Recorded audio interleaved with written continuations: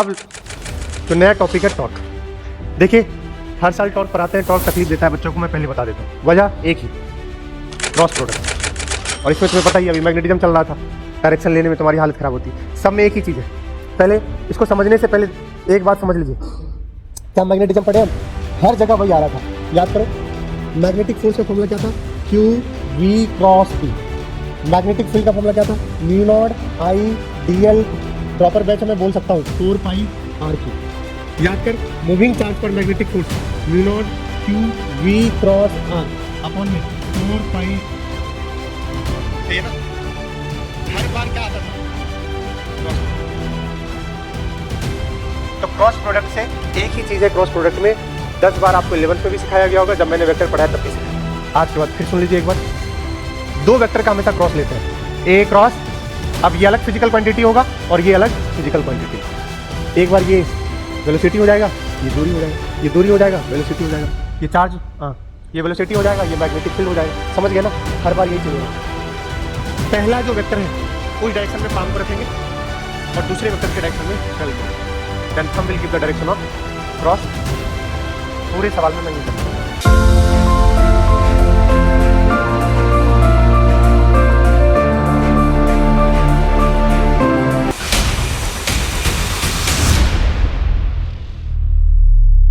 Rotational motion का कौन सा लेक्चर, तीसरा लेक्चर है। देखते हैं लास्ट क्लास में सबसे पहले लेक्चर में हमने किसकी चर्चा किया था, मोमेंट ऑफ इनर्शिया की। दूसरे लेक्चर में भी किसकी चर्चा की थी, मोमेंट ऑफ इनर्शिया की। तो दोनों लेक्चर हमने मोमेंट ऑफ इनर्शिया को दिया था। और मोमेंट ऑफ इनर्शिया में बहुत सारे types of variety of problems थे। एक सबसे पहले डिस्क्रीट पार्टिकल्स के लिए देखा था मोमेंट ऑफ इनर्शिया, जो कि होता है I बराबर m इंटू परपेंडिकुलर दूरी का स्क्वायर।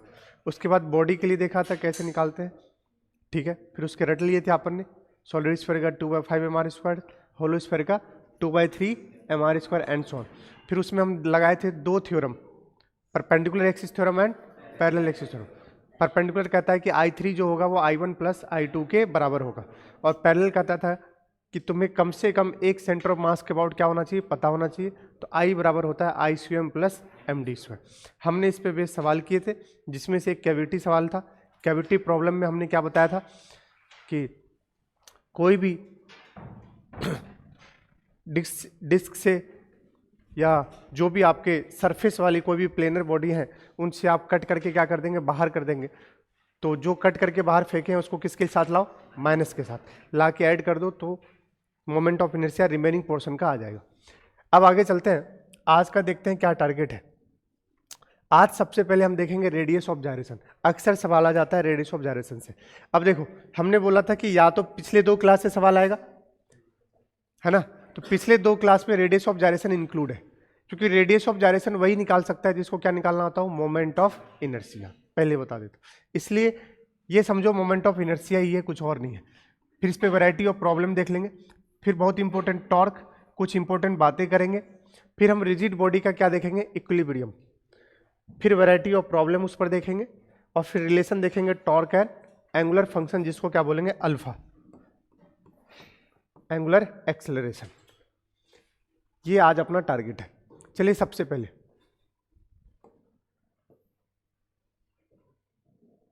हिंदी क्यों जोड़ दिया इसमें, हिंदी कैसे आ गई। चलिए देखिए, रेडियस ऑफ जायरेशन क्या कहता है, सिंपल भाषा में समझिएगा।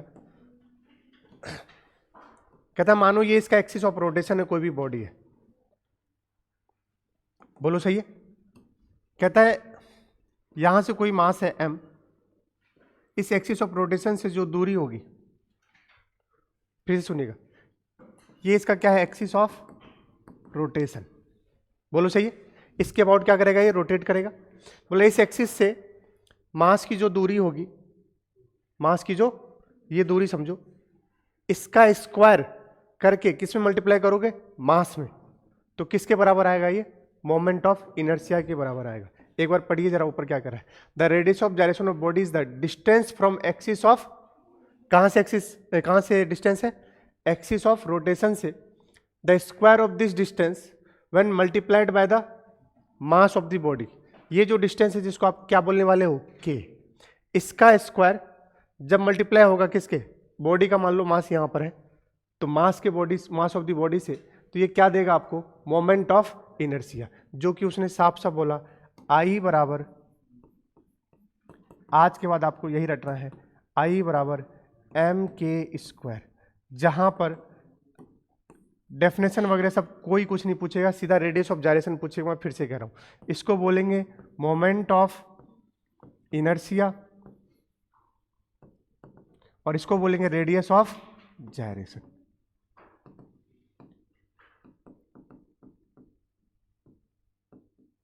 रेडियस ऑफ जायरेशन जरा देखिएगा, के स्क्वायर बराबर यहां से क्या आ गया, आई बाय एम, तो के बराबर आ गया रूट आई बाय एम। देखो बहुत सारे टीचर आपको ये रटवाएंगे के बराबर रूट आई बाय एम, मैं कहता हूं ये रटो, क्योंकि कुछ भी हो आप उसका मोमेंट ऑफ इनर्शिया निकाल के किसके बराबर कर देना, एम के स्क्वायर के। तो यहां से क्या मिल जाएगा, के, सिंपल। आई बराबर एम के स्क्वायर, आई जहां पर क्या है, मोमेंट ऑफ इनर्शिया, एंड के is the radius of gyration.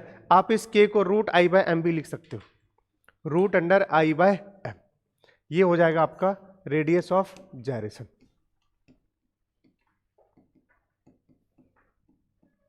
Sir ji radius of gyration क्या है, जिस एक्सिस से वो घूमेगा, एक्सिस ऑफ रोटेशन होगा, वहां से परपेंडिकुलर जो दूरी लेंगे उसका क्या करेंगे, स्क्वायर करेंगे, और किससे मल्टीप्लाई करेंगे, मास ऑफ द बॉडी से। तो वो किसके बराबर आएगा, मोमेंट ऑफ इनर्शिया के बराबर आएगा। तो रेडियस ऑफ जायरेशन एक समझो क्या है, दूरी है, क्या है, साफ साफ लिखा है, इट इज द डिस्टेंस। तो यूनिट बताओ के का क्या हो जाएगा, मीटर। ऊपर भी देखो m into R square upon में m से m कैंसिल हो जाएगा, तो क्या आ जाएगा, देखिए जरा, सबसे पहले कहते हैं के का कोई मीनिंग नहीं है।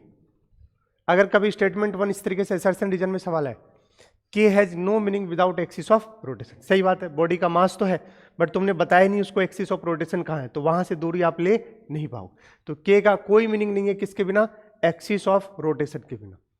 अगला देखो, के कैसी क्वांटिटी है, मोमेंट ऑफ इनर्शिया कैसी है, रियलिटी में टेंसर है, बट हमारे सिलेबस में टेंसर नहीं है, तो हम किस में टिक लगाएंगे, स्केलर। तो के भी उसी तरीके से कौन सी क्वांटिटी, स्केलर। अच्छा, रेडियस ऑफ जायरेशन किस पे डिपेंड करता है, पहला एक्सिस ऑफ रोटेशन चेंज हो जाएगा तो दूरी वहां से क्या हो जाएगी, चेंज हो जाएगी, तो फिर रेडियस ऑफ जायरेशन क्या हो जाएगा, चेंज हो जाएगा।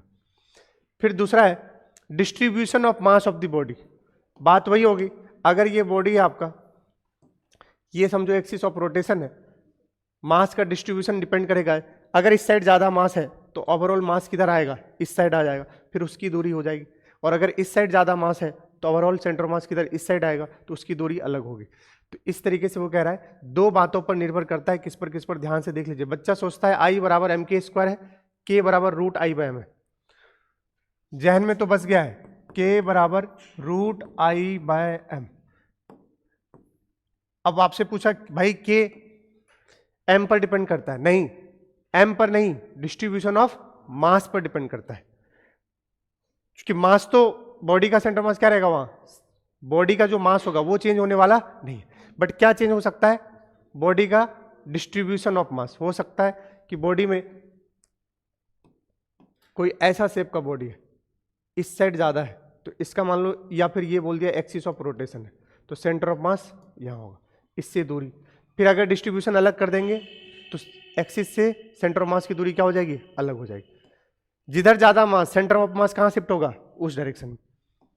अब सुनिएगा, तो ये हो गया, किस किस बात पर डिपेंड नहीं करता है, तो अभी बता दिया आपको, मास ऑफ द बॉडी पर डिपेंड नहीं करता, और जितने भी एंगुलर क्वांटिटीज है, अल्फा, थीटा, ये सब, थीटा हो गया, ओमेगा हो गया, अल्फा हो गया, इन सब पर डिपेंड नहीं करता कौन, रेडियस ऑफ जायरेशन। ये रटने वाली चीज है, ध्यान रखिएगा। अब ये एक्स्ट्रा शॉर्ट है, मैं पहले बता देता हूं, कहीं है नहीं, अब बता देता हूं, अगर सवाल के फॉर्म में ऐसे करके आ जाए तो रेडियस ऑफ जायरेशन क्या होगा, कुछ नहीं, के बराबर सिमेट्रिकल सेपरेशन। ये कह रहा है कि मान लो पहले ऐसा था या फिर पहले ऐसा था, इसमें तुमने एक सेम मास का डिस्क लाके ऐड कर दिया, सेम मास का डिस्क लाके क्या कर दिया, ऐड। अब रेडियस ऑफ जायरेशन लिखना है, क्या लिखेंगे? पहले सिंपल क्या था बताओ, रूट आई बाय एम जब अकेला था। अब ऐसा ही सेम इसमें जाके तुम ऐड कर दिए। अब बताओ क्या लिखोगे? अब दो दुगना हो गया, पहले एक मोमेंट ऑफ इनर्शिया था, सेम रिपीट कियो, अब आई की जगह क्या हो जाएगा और मास की जगह क्या हो जाएगा, तो रिमेन क्या रहा? सेम। ये ध्यान रखिएगा। एक्स्ट्रा शॉर्ट में फिर कह रहा हूं, फिर से सुनिएगा। अगर आपसे कहे कि ऐसा था हम ऐसा बना दिए, या ऐसा था हम ऐसा बना दिए, ये ऐसे था, सिमेट्रिकल सेपरेशन मतलब हो गया सेम, बिल्कुल आधा उसका क्या कर दिया आप, निकाल दिया। अगर ऐसा है तो आप के बराबर क्या पढ़े, रूट आई बाय एम। अगर एक डिस्क है, इसके ऊपर एक डिस्क और रख देंगे, सेम मास का सब कुछ, तो मोमेंट ऑफ इनर्शिया क्या हो जाएगा, दुगना हो जाएगा। तो आई के जगह हम क्या रख देंगे, 2i, और मास कितना हो जाएगा, दुगना। फिर भी देखोगे तो के क्या रहेगा, सेम। तो इस वाले केस में के क्या रहने वाला है, सेम। लेकिन चीजें क्या है समझिएगा। अभी आपने सीधा बॉडी लाके अटैच किया, या बॉडी क्या किया, सेपरेट किया, सिमिलर बॉडी। यहां देखो, इसका एक टुकड़ा तुमने काट करके क्या कर दिया, अलग कर दिया। ये अभी कैपिटल एम था, इसका एक टुकड़ा काट करके अलग किया। अब क्या लिखोगे, radius of gyration, root I में से माइनस करोगे, आई में से क्या माइनस होगा, आई एक क्या, moment of inertia. Moment of inertia का फॉर्मूला बोलता एम इंटू आर स्क्वायर। तो आई में से आई माइनस करेंगे तो माइनस भी होगा, तो एम आर स्क्वायर ही माइनस होगा। कौन सा, ये छुटकू सा मास इंटू इसकी दूरी। और नीचे क्या लिखते हो, एम, एम में से छोटा सा क्या माइनस करोगे, स्मॉल एम। यही हो जाएगा रेडियस ऑफ जायरेशन। फिर से यहां पर इस बार बताओ, बाहर से मास ला के ऐड हुआ, ये देखो इसमें लाके क्या कर रहे हो, ऐड कर रहे हो, तो कैसे लिखोगे radius of gyration, I plus M R square upon में एम प्लस एम, सिंपल। या नहीं तो हर केस में क्या निकालो, आई क्या निकालो, उसको किसके बराबर कर दो, एम के स्क्वायर के, खत्म। इसमें आई बता क्या लिखेगा, खुद का plus M into R square बराबर एम के स्क्वायर, वही लिखा हुआ है वो। जिस बच्चे को क्या निकालना आता है, मोमेंट ऑफ इनर्शिया, उसको क्या आता है, रेडियस ऑफ जायरेशन। अगर मैंने बोला बेटा ये डिस्क है, तो डिस्क का खुद का बताओ, एम आर स्क्वायर बाय 2 बोलो, और इस मास को लाके रख दिए तो प्लस क्या करोगे, एम इंटू ये स्मॉल आर का स्क्वायर बोलोगे। इसी को किसके बराबर रख दोगे, एम के स्क्वायर। ये और वो सेम ही होगा, बस यहां मैंने direct M R square by 2 रख दिया, और यहां क्या रखा हूं, आई। थोड़ी सी रफ्तार तेज होगी प्लीज, समझ नहीं आया तुरंत पूछेगा। ये रेडियस ऑफ जायरेशन समझ आया क्या, के बराबर रूट आई बाय एम, या फिर आई बराबर एम के स्क्वायर। आइए कुछ सवाल करते हैं, खटाखट मुझे बताते चलिए क्या है ये डिस्क, होलो स्फीयर। एक ही जहन में बसाइए, आई बराबर एम के स्क्वायर। चलिए सबका रेडियस ऑफ जायरेशन कैलकुलेट करना है। आई बराबर, हम तो एम के स्क्वायर बराबर कर दें, और किसी को यूज करना है फॉर्मूला, तो के बराबर क्या लिखोगे भाई, under root I by M, तब भी आंसर सेम ही आना। रेडियस ऑफ जायरेशन का फॉर्मूला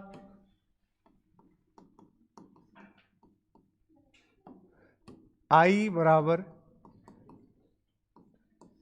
एम के स्क्वायर। मैं तो यही रटा हूं जीवन भर। अब बहुत बार बच्चे ये रटते हैं, रूट आई बाय एम। तुम्हें जो रटना है, मुझे कोई दिक्कत नहीं, आंसर तो सेम वही चीज है, बट मेरे हिसाब से ये करो तो ये ज्यादा बेटर है। बात वैसे सेम है, बट ये वाला तुरंत खटाक से। ये रेडियस कितना है, आर। बताओ आई बराबर क्या होता है, एम के स्क्वायर। ये किसका लोगे बेटा, रिंग का। रिंग का मोमेंट ऑफ इनर्शिया बताइए, खटाक से पुटपुटा दो, छम छम। के बराबर सिंपल क्या हो गया, सिंपल। इस वाले केस में जो रेडियस ऑफ जायरेशन होगा वो इसके रेडियस के बराबर होगा। के बराबर क्या हो गया, आर। इस वाले केस में बताओ, समझ गए, कुछ नहीं करना है। आई बराबर एक ही फॉर्मूला बताया, एम के स्क्वायर, लेकिन इस बार आई किसका लेंगे, डिस्क का। इस एक्सिस के अबाउट बताओ कितना होता है, mr²/2। सिंपल रखो mk²। बोलो k बराबर क्या गया, r/√2। होलो स्फेयर I बराबर mk²। होलो स्फेयर का बताइए कितना होता है, 2/3 mr² बराबर mk²। तो k बराबर बताइए √2/3 r। सॉलिड स्फेयर बस आगे काम आएगा, मैं पहले बता दे रहा हूं, इसलिए मैं इतनी लिख रहा हूं बार बार। 2/5 mr² बराबर mk², m से m गया, k बराबर √2/5 इंटू r। हमने कुछ नहीं पढ़ा है, हमने सिर्फ रेडियस ऑफ जाइरेशन पढ़ा है। रेडियस ऑफ जाइरेशन होता है I बराबर mk²। k को क्या बोलते हैं, रेडियस ऑफ जाइरेशन। तो हमने सबके लिए निकाला रेडियस ऑफ जाइरेशन। जिसको I पता है उसको रेडियस ऑफ जाइरेशन पता है। रिंग का mr² को किसके बराबर रख दिया, mk² के। डिस्क का mr²/2 किसके बराबर रख दिया, mk² के। 2/3 mr² mk² के। ये सारे रेडियस ऑफ जाइरेशन आ गए। चलिए आगे। अब जो नया टॉपिक है टॉर्क। देखिए हर साल टॉर्क पढ़ाते हैं, टॉर्क तकलीफ देता है बच्चों को, मैं पहले बता देता हूं। वजह एक ही, क्रॉस प्रोडक्ट। और इसमें तुम्हें पता ही, अभी मैग्नेटिज्म चल रहा था, डायरेक्शन लेने में तुम्हारी हालत खराब होती है। सब में एक ही चीज है। पहले इसको समझने से पहले एक बात समझ लीजिए, क्या मैग्नेटिज्म पढ़े हम, हर जगह वही आ रहा था। याद करो, मैग्नेटिक फोर्स का फॉर्मूला क्या था, QV×B। मैग्नेटिक फील्ड का फॉर्मूला क्या था, μ0I/dl। ड्रॉपर बैच मैं बोल सकता हूं 4πr3। याद कर, मूविंग चार्ज पर मैग्नेटिक फोर्स μ0QV×r अपॉन में 4π। सही है ना। हर बार क्या आता था, क्रॉस प्रोडक्ट। तो क्रॉस प्रोडक्ट से एक ही चीज है, क्रॉस प्रोडक्ट में 10 बार आपको 11th में भी सिखाया गया होगा, जब मैंने वेक्टर पढ़ाया तब भी सिखाया। आज के बाद फिर सुन लीजिए एक बार। दो वेक्टर का हमेशा क्रॉस लेते हैं, A×B। अब ये अलग फिजिकल क्वांटिटी होगा और ये अलग फिजिकल क्वांटिटी होगा। एक बार ये वेलोसिटी हो जाएगा, ये दूरी हो जाएगा, ये दूरी हो जाएगा, वेलोसिटी हो जाएगा, ये चार्ज, ये वेलोसिटी हो जाएगा, ये मैग्नेटिक फील्ड हो जाएगा। समझ गए ना, हर बार यही चेंज हो रहा होगा। पहला जो वेक्टर है उस डायरेक्शन में पाम को रखेंगे और दूसरे वेक्टर के डायरेक्शन में कर्ल कर देंगे। Then thumb will give the direction of cross product. खत्म। पूरे सवाल में मैं यही करने वाला हूं। पहला जो वेक्टर होगा उसके डायरेक्शन में किसको रखेंगे, पाम को। दूसरे वेक्टर के डायरेक्शन में क्या कर देंगे, कर्ल कर देंगे। जो थंब देगा हमारा वो क्या देगा, क्रॉस प्रोडक्ट। तो चलिए हम यही करने वाले हैं। पहले बेसिक चीज, it is the physical agency which is responsible for change in state of rotation. अगर आपको दरवाजा खोलना है बोलोगे तो यहां पर आपको क्या लगाना पड़ेगा, टॉर्क लगाना पड़ेगा, या बंद करना है तब भी टॉर्क लगाना पड़ेगा। आपने रेंच को देखा होगा, यहां फोर्स लगाओगे ताकत ज्यादा लगेगी, यहां फोर्स लगाओगे कम ताकत लगाना पड़ेगा, क्योंकि दूरी क्या हो जाती है ज्यादा, और आसानी से रेंच क्या हो जाएगा, खुल जाएगा। दरवाजे के लिए यहां भी टॉर्क, आपने शायद आप गांव में तो नहीं रहे होंगे, अभी जस्ट में आया था, हाँ तो देखा तो होगा ही। तो हैंडपंप के अगर आप यहां पर ताकत लगाओ सबसे लोवेस्ट पॉइंट पे, बहुत इजीली वो क्या हो जाएगा, प्रेस हो जाएगा, ठीक है, और पानी आ जाएगा। और यहां पर लगाओगे इस जगह पर तो वो तकलीफ होगा आपको हैंडपंप चलाने में। वजह कौन है, सबका टॉर्क। अभी समझा रहे हैं आपको। टॉर्क, कोई पूछे टॉर्क क्या है तो कान में चुपके से कह देना, एक ही लाइन बस, घुमाओ इफेक्ट। घुमाओ इफेक्ट है कौन, torque. Torque is responsible for rotation and translation के लिए फोर्स, ट्रांसलेशन के लिए फोर्स। सर यहां टॉर्क बिना फोर्स के आ सकता है क्या? नहीं, बट एक नाम दिया गया है कि घुमाने वाले को हम फोर्स नहीं बोलेंगे, क्या बोलेंगे? टॉर्क बोलेंगे, और चलाने वाले को क्या बोलते हैं? फोर्स। तो टॉर्क क्या है? एक घुमाव इफेक्ट है। क्या कह रहा है? जो भी आपका स्टेट होगा किसका? रोटेशन का, वो आप उसमें क्या लाओगे? चेंजेस लाओगे। तो ऐसी एजेंसी को क्या बोलते हैं? Torque. It is the rotational analogue of force. जैसे फोर्स चलाता है, एनालॉग मतलब एनालॉजी समझ गए ना? करंट बहता हायर पोटेंशियल से लोअर पोटेंशियल, पानी बहेगा हायर लेवल से लोअर लेवल, हीट बहेगा हायर टेम्परेचर से lower temperature. This is called analogy, जो आप मिक्स करते हो, कंपेयर करते हो, कॉन्ट्रास्ट। कह रहा है it is the rotational analogue of force and express the tendency of force applied to an object, object नहीं ऑब्जेक्ट, जो क्या कॉज करेगा? Rotation about a given point. कह रहा है बिल्कुल फोर्स की तरह है, बस वहां फोर्स चलाने के लिए जिम्मेदार होता है। टॉर्क कहता है कि यहां पर ये टेंडेंसी रखता है कि किसी पॉइंट के अबाउट किसी चीज को क्या कर दे?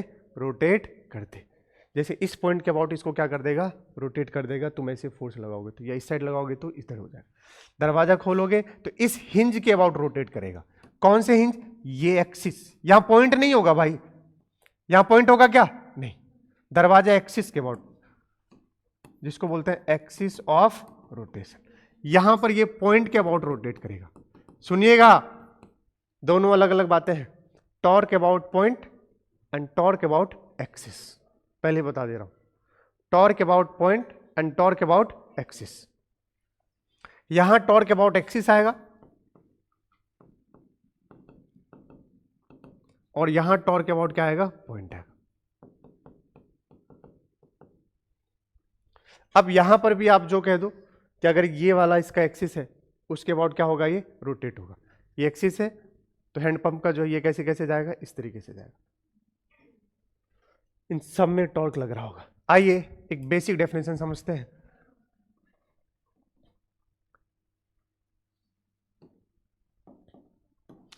सिंपल, सबके खून में बसा एक बात कि टाउ बराबर होता है आर क्रॉस एफ। ड्रॉपर है, मैं थोड़ी बहुत तेजी में बोल सकता हूं, बता देना भैया अगर कुछ भी नहीं आ रहा हो तो, कि सर थोड़ा स्पीड स्लो कर दो। देखिए, ये मान लो ओरिजिन है, ये क्या है? ओरिजिन। मुझे इस पॉइंट पे देखना है, इस पॉइंट पे, इस पर क्या लग रहा है? फोर्स। और ओरिजिन से दूरी क्या रहेगी? आर। तो ये कोई यहां पर समझ लो, इस पूरे बॉडी का यहां पर कोई मास है, इस पे तुमने क्या लगाया? फोर्स। तो कहीं ओरिजिन से तो मेजर करोगे, ये दूरी होगी, तो टाउ कहते हैं होता है आर क्रॉस एफ। टॉर्क क्या होता है? ये फॉर्मूला है, आपको रटना ही है। टॉर्क होता है, टॉर्क होता है आर क्रॉस एफ। टॉर्क क्या होता है? R cross F. खून में बसाइए। पहला फॉर्मूला आज की क्लास का आई बराबर एम के स्क्वायर। पहला फॉर्मूला आज की क्लास का आई बराबर एम के स्क्वायर। दूसरा फॉर्मूला आज की क्लास का टाउ बराबर आर क्रॉस एफ। टाउ बराबर आर क्रॉस एफ। टॉर्क को किसे डिनोट करते हैं? टाउ से। कितनी बार आपको यह मिला होगा? करंट में मिला था, याद करो, मीन रिलैक्सेशन टाइम बोलोगे, और मिला था कहां पर? टाइम कांस्टेंट, टाउ बराबर आरसी। कहां पर? टाउ बराबर आरसी। और इस बार अभी आया भी था टेस्ट में, यूनिट एंड डायमेंशन में, टाउ का बताइए। सुनिएगा ध्यान से, टाउ को बोलेंगे टॉर्क। इस फॉर्मूले को ही रटिए। देखिएगा, ये जो आर क्रॉस एफ है ना, ये हमेशा कौन सी दूरी होता है? परपेंडिकुलर दूरी होता है। कौन सी दूरी होता है? And this is called lever arm. कभी जीवन में आपको इंट्रोड्यूस कर दे लीवर आर्म क्या है, तो लीवर आर्म क्या होता है? जो टाउ बराबर लिखते हो आर क्रॉस एफ, उसमें जो आर होता है परपेंडिकुलर दूरी, उसी का क्या नाम है? Lever arm. इसको हम परपेंडिकुलर दूरी को लीवर आर्म भी बोलते हैं।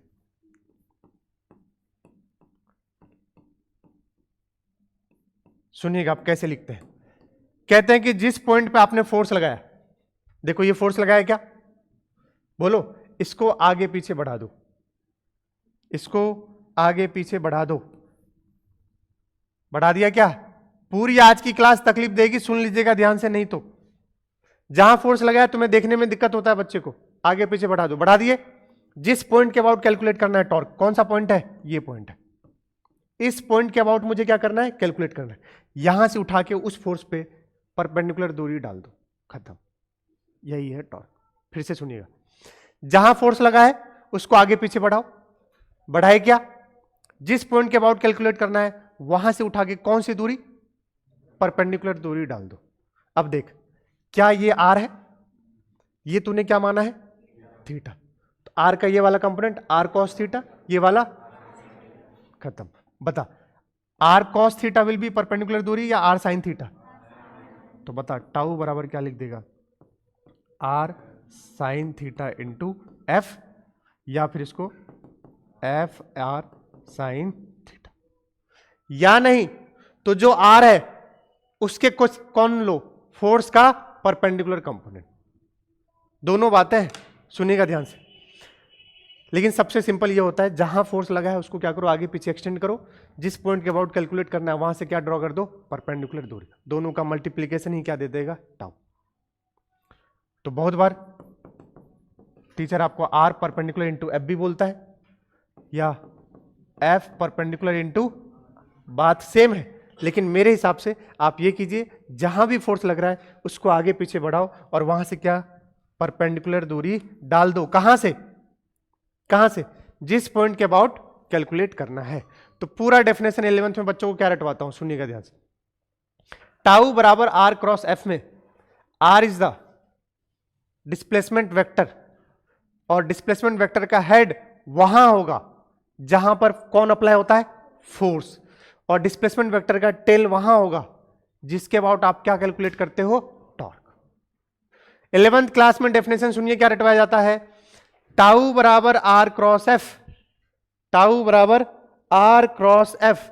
Are vector is the displacement vector. Displacement vector के पास दो चीज, एक हेड और एक टेल। हेड कहां होगा? जहां पर क्या अप्लाई किए हो आप? फोर्स। टेल कहां होगा? जिसके अबाउट आप क्या कैलकुलेट करने वाले हो? टॉर्क। खत्म। समझ गए क्या? तो आर वेक्टर का हेड वहां होगा, हेड वहां होगा जिस पर क्या अप्लाई हुआ है? फोर्स। टेल वहां होगा जिसके अबाउट क्या कैलकुलेट करने वाले हो? टॉर्क। तो ये सारे टॉर्क आप किसके अबाउट कैलकुलेट किए हो? ओ पॉइंट के अबाउट। अब टॉर्क कैसी क्वांटिटी है? वेक्टर। अभी हम देखेंगे, यूनिट बता दो खटाक से टॉर्क का। आर इंटू एफ, फोर्स का हो गया न्यूटन, आर का क्या हो गया? मीटर। तो टॉर्क का यूनिट क्या हो गया? Newton metre. टॉर्क का यूनिट क्या हो गया? Newton metre. ठीक है। अब कौन सी क्वांटिटी है? वेक्टर। कौन सी क्वांटिटी है? Vector.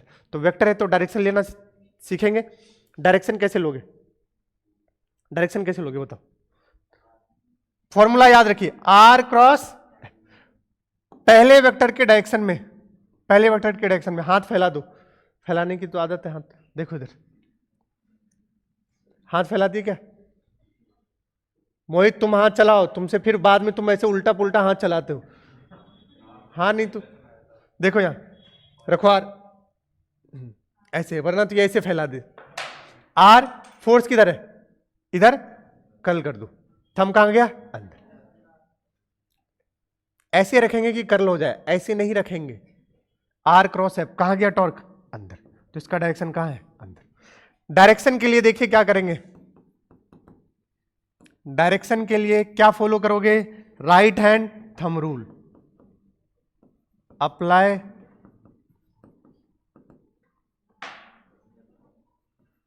Right hand palm rule या थंब रूल, जो बोलना है। पहले वेक्टर के डायरेक्शन में हाथ रखेंगे। पहला वेक्टर कौन है? आर। आर के डायरेक्शन में हाथ पाम रख दिए। दूसरे वेक्टर किधर है? एफ, इस साइड है। कर्ल कर दो। कहां है? अंदर। बोलोगे? अभी पूरा लेक्चर में यही कर रहा हूं, समझ गए ना? ठीक है, आइए कुछ बातें देख लेते हैं खटाखट। ये जो थ्योरी करवाता हूं ताकि आपका असर्शन रीजन गलत ना हो। कौन सा फॉर्म है ये? Vector form, R cross F. इसी को आप लिख सकते हो R sine theta into F, या F sine theta into R, या आर परपेंडिकुलर इंटू एफ, जो लिखना है आप वो लिख दो। एफ बराबर फोर्स,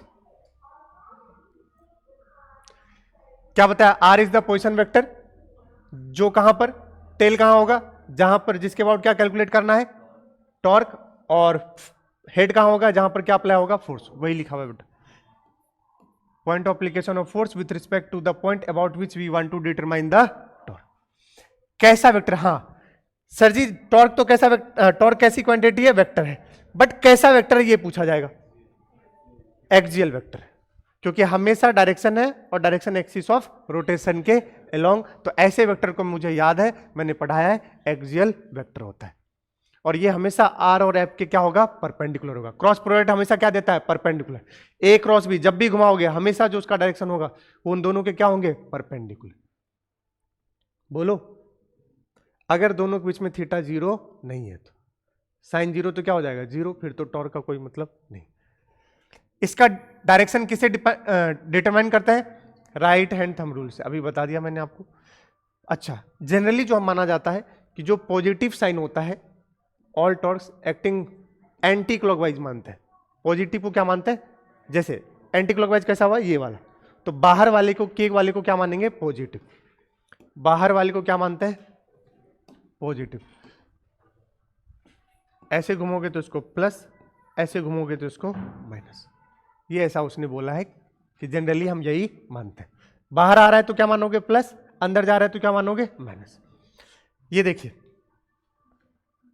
हमने बोला इस पॉइंट पे फोर्स लग रहा है, देखो लग रहा है किसके अबाउट, इस पॉइंट के अबाउट। एक ही चीज सिखाया हूं, कभी भी गलती नहीं करोगे, फोर्स जहां जिधर लग रहा है आगे पीछे क्या कर दो, एक्सटेंड कर दो।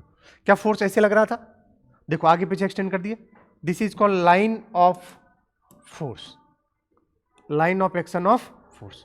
जिधर फोर्स लग रहा है उसको आगे पीछे एक्सटेंड कर दो, कर दिए क्या, किस पॉइंट के अबाउट चाहिए, इस पॉइंट के अबाउट, यहां से क्या ड्रॉ करो, परपेंडिकुलर डिस्टेंस, खत्म। ये आर था बेटा, ये 90 होगा, ये थीटा, तो आप इसका क्या लोगे, कंपोनेंट लोगे, तो ये वाला क्या आ जाएगा, आर साइन थीटा। चेक करना कैसे, ये तो 90 होगा, ये क्या हो गया, थीटा, तो ये क्या हो जाएगा, 90 माइनस थीटा, तो ये आर है, आर का कॉस 90 माइनस थीटा क्या बन जाएगा, आर साइन थीटा। तो फोर्स इंटू परपेंडिकुलर दूरी, हर बार वो ले लेकर आपको दिखाया है कैसे कैसे ले। इस बार फोर्स देखो ऐसे है, अब ऐसे खींचोगे, अब ये वाला हो जाएगा परपेंडिकुलर दूरी। अरे बोलो भाई, अगर उसने बोला देखो फोर्स भी सेम पॉइंट से पास हो गया, तुम तो फोर्स को आगे पीछे बढ़ा दो, कुछ मत करो, फोर्स को क्या कर दो, आगे पीछे बढ़ा दो, देखो उसी पॉइंट से पास हो रहा है, तो टॉर्क क्या हो जाएगा इसके लिए, जीरो। यहां बताइए टॉर्क क्या है, यहां यहां एफ आर साइन थीटा, यहां भी सेम, अरे बोलो एफ आर साइन थीटा, लेकिन यहां बताओ टॉर्क क्या है, जीरो। फिर से सुनिएगा, आगे यूज करूंगा भाई, फोर्स को आगे पीछे बढ़ाओ, जिस पॉइंट के अबाउट कैलकुलेट करना वहीं से पास हो गया, आर क्या हो गया, जीरो, तो टॉर्क क्या हो गया, जीरो। अगली बार नहीं समझाऊंगा, डायरेक्ट बोल दूंगा जीरो होगा, बहुत जगह टॉर्क निकालना होगा, उसी पॉइंट से पास होगा, डायरेक्ट जीरो कर दूंगा। यहां देखिए फोर्स और आर एक दूसरे क्या है, परपेंडिकुलर, यहां टॉर्क जीरो होगा क्या, बिल्कुल नहीं, कितना हो जाएगा, एफ इंटू आर, क्योंकि साइन 90 कितना होता है, 1। जरा देखिए दो बातें, एक मिनिमम टॉर्क चाहिए, मैक्सिमम चाहिए। मिनिमम के लिए बता दो, टाउ बराबर F R sine theta, theta क्या रख दो, जीरो, तो टॉर्क क्या हो जाएगा, जीरो। साइन 180 भी क्या होता है, जीरो, तो थीटा चाहे जीरो रख दो और क्या रख दो, 180। मैक्सिमम टॉर्क के लिए थीटा को क्या 90, टाउ बराबर एफ आर साइन 90। मुझे पता है मैं बेसिक चीज अभी बताया हूं, बट इसके आगे कहानी बदल जाएगी, यहां शुरुआत में अभी बेसिक ही था, इतना आपको जानना है, ध्यान से देख लीजिए। देखो क्या एक लाइन नीचे लिखा है, force is required for producing the torque. हाँ, टॉर्क के लिए क्या जरूरी है, फोर्स, बिना फोर्स के टॉर्क आने वाला नहीं, लेकिन हर फोर्स टॉर्क पैदा कर दे ये जरूरी नहीं। सोचिए, फोर्स लगा रहा हूं, अरे बोलो यार, या फिर मैं ऐसे करके फोर्स लगा रहा हूं, ट्रांसलेट हो रहा है बट घूम नहीं रहा, हाँ, कब घूमेगा सुनना। अब इस पर मैं ऊपर लगाऊं और इस पर कहां लगाऊं, नीचे, अब घूम गया।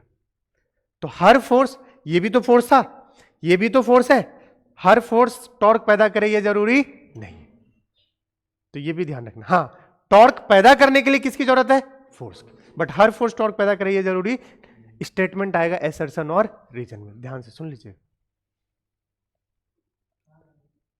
देखो तुम्हें पता नहीं चाचा जी का पेपर है तुम्हारे, सुबह ही है बेटा, ये देखो एक दूसरे को चाचा भतीजा क्लैश कर रहे हैं। चलो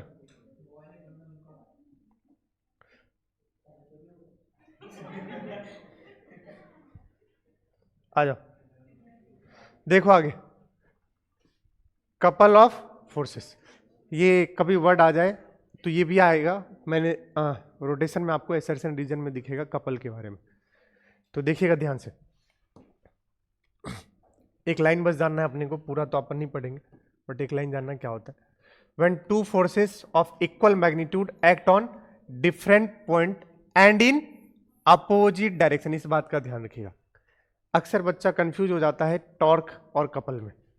देखिएगा कपल तब होता है जब दो डिफरेंट पॉइंट पर फोर्स लगेगा, लेकिन कौन सी डायरेक्शन में, अपोजिट डायरेक्शन में है, ये टॉर्क ही, कपल ही टॉर्क हो जाएगा। अभी फॉर्मूला सेम निकल आएगा, F into R sine theta अभी, लेकिन इसका ये क्या बोला है कि दो फोर्स, जरूरी नहीं कि हमेशा टॉर्क पैदा करने के लिए कितने फोर्स लगे, दो, कितने फोर्स लग सकता है, एक, लेकिन कपल हमेशा कितने फोर्स से होंगे, दो, कपल मतलब जोड़ा, तो हमेशा when two force of equal, और ये भी ध्यान रखिए भैया, equal magnitude act on two different point in opposite direction with distinct line action of lines of action, इसका अलग लाइन ऑफ एक्शन होगा और इसका अलग लाइन ऑफ एक्शन होगा। कह रहा है this force form a couple, this couple tries to rotate body. Sir ji torque और फोर्स कपल में क्या, टॉर्क जोड़े में हमेशा नहीं आता, लेकिन कपल हमेशा किस में आएगा, जोड़े। अभी जो मैंने बताया था वो कपल था, मैंने इस पे फोर्स कहां लगाया, ऊपर, इस पे फोर्स कहां लगाया, नीचे, और सेम फोर्स बताओ, अगर दोनों सेम फोर्स लगाऊं तो ये क्या है, कपल है। जो कपल हमेशा बॉडी को क्या करना चाहेगा, रोटेट करना चाहेगा। कोई पूछे कपल क्या होता है, जोड़ा कितने फोर्स का, दो फोर्स, और इक्वल एंड अपोजिट डायरेक्शन में होना चाहिए, लेकिन एक ही पॉइंट पर नहीं लगेगा, वो अलग अलग पॉइंट पर लगेगा, दोनों का line of action of force क्या होगा, अलग अलग। और ये हमेशा क्या ट्राई करना चाहेगा, बॉडी को रोटेट करना चाहेगा। तो देखो torque couple, moment of couple किसके बराबर ही है, टॉर्क के बराबर ही बोला गया है।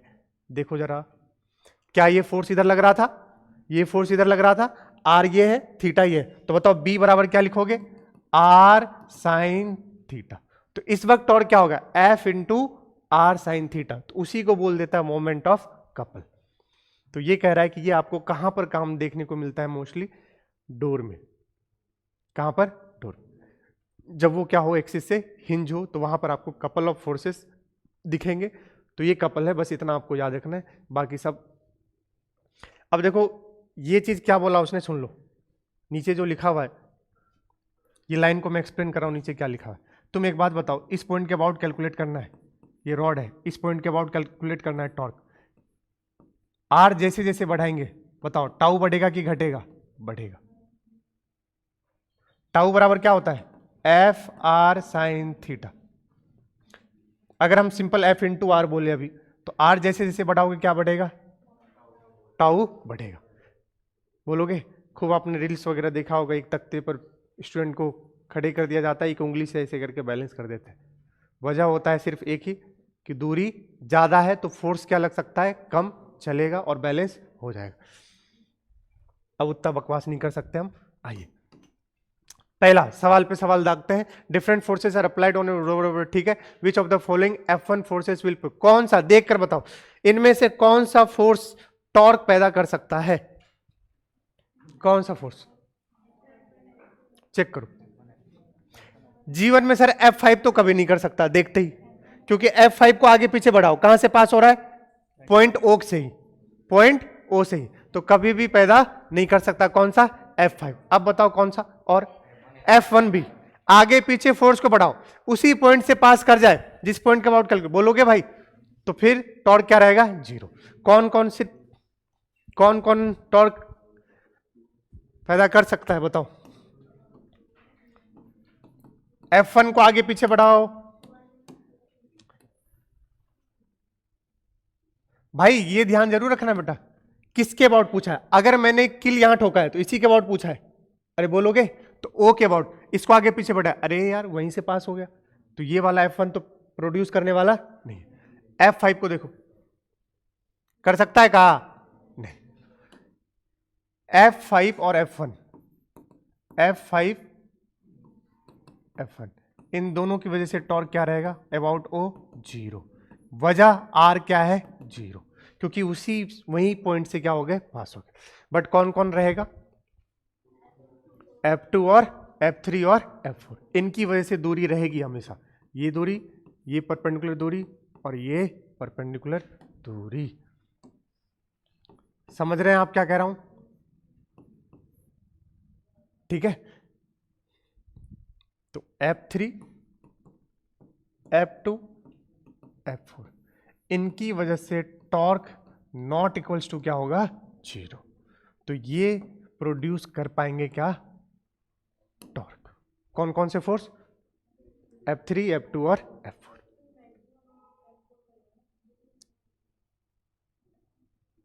मैक्सिमम पूछा है क्या इसमें, वो थोड़ी पूछा है। Which of the following F1 forces will produce torque, मतलब F1 ऐसे समझ लो, which of the following forces F1 F2 F3 F4 F5 में कौन कौन से फोर्स टॉर्क प्रोड्यूस करेंगे, वो पूछा है सिर्फ। ये F1 की जगह इसको F बोल दो, F फोर्सेस, जिसमें से ये सारे,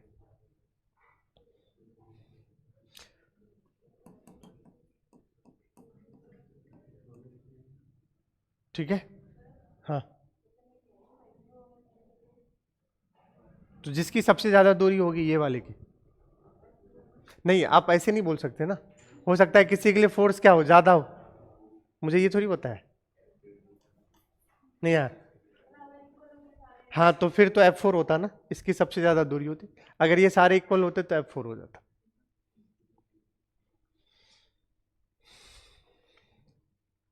खटाक से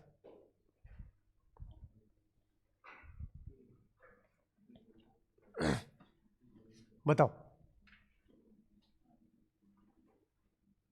किसके अबाउट पहला पूछा है, ए के अबाउट, किसकी वजह से, F की वजह से, पहला पार्ट।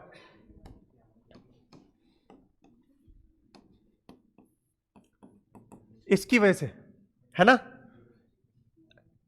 फोर्स कितना देखो, परपेंडिकुलर दूरी साफ साफ दिख रहा है भाई, कितना है परपेंडिकुलर दूरी, 2। क्या बोला हूं, किसको आगे पीछे बढ़ाओ, फोर्स को, खत्म। और वहां से जिस पॉइंट के अबाउट कैलकुलेट करना है, क्या डाल दो, परपेंडिकुलर दूरी, उठा के डाल दिया बस, सिंपल। बताओ क्या हो गया, फोर्स कितना लग रहा है, 60, परपेंडिकुलर दूरी कितना है, 2, कितना हो गया, 120। यूनिट बताओ, यूनिट न्यूटन मीटर। बोला 120, लिखा कैसे 100, हाँ, न्यूटन मीटर। डायरेक्शन बहुत इंपॉर्टेंट है, पहला वेक्टर आर, फोर्स नीचे लग रहा है, आर क्रॉस एफ, थंब कहां गया, अंदर, तो टॉर्क का डायरेक्शन कहां हो गया, अंदर।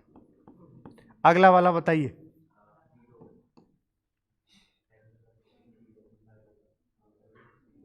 सी से पूछा है, जीरो कैसे हो गया, गधेरा है क्या, बिल्कुल सी तो यहां है ना पागल।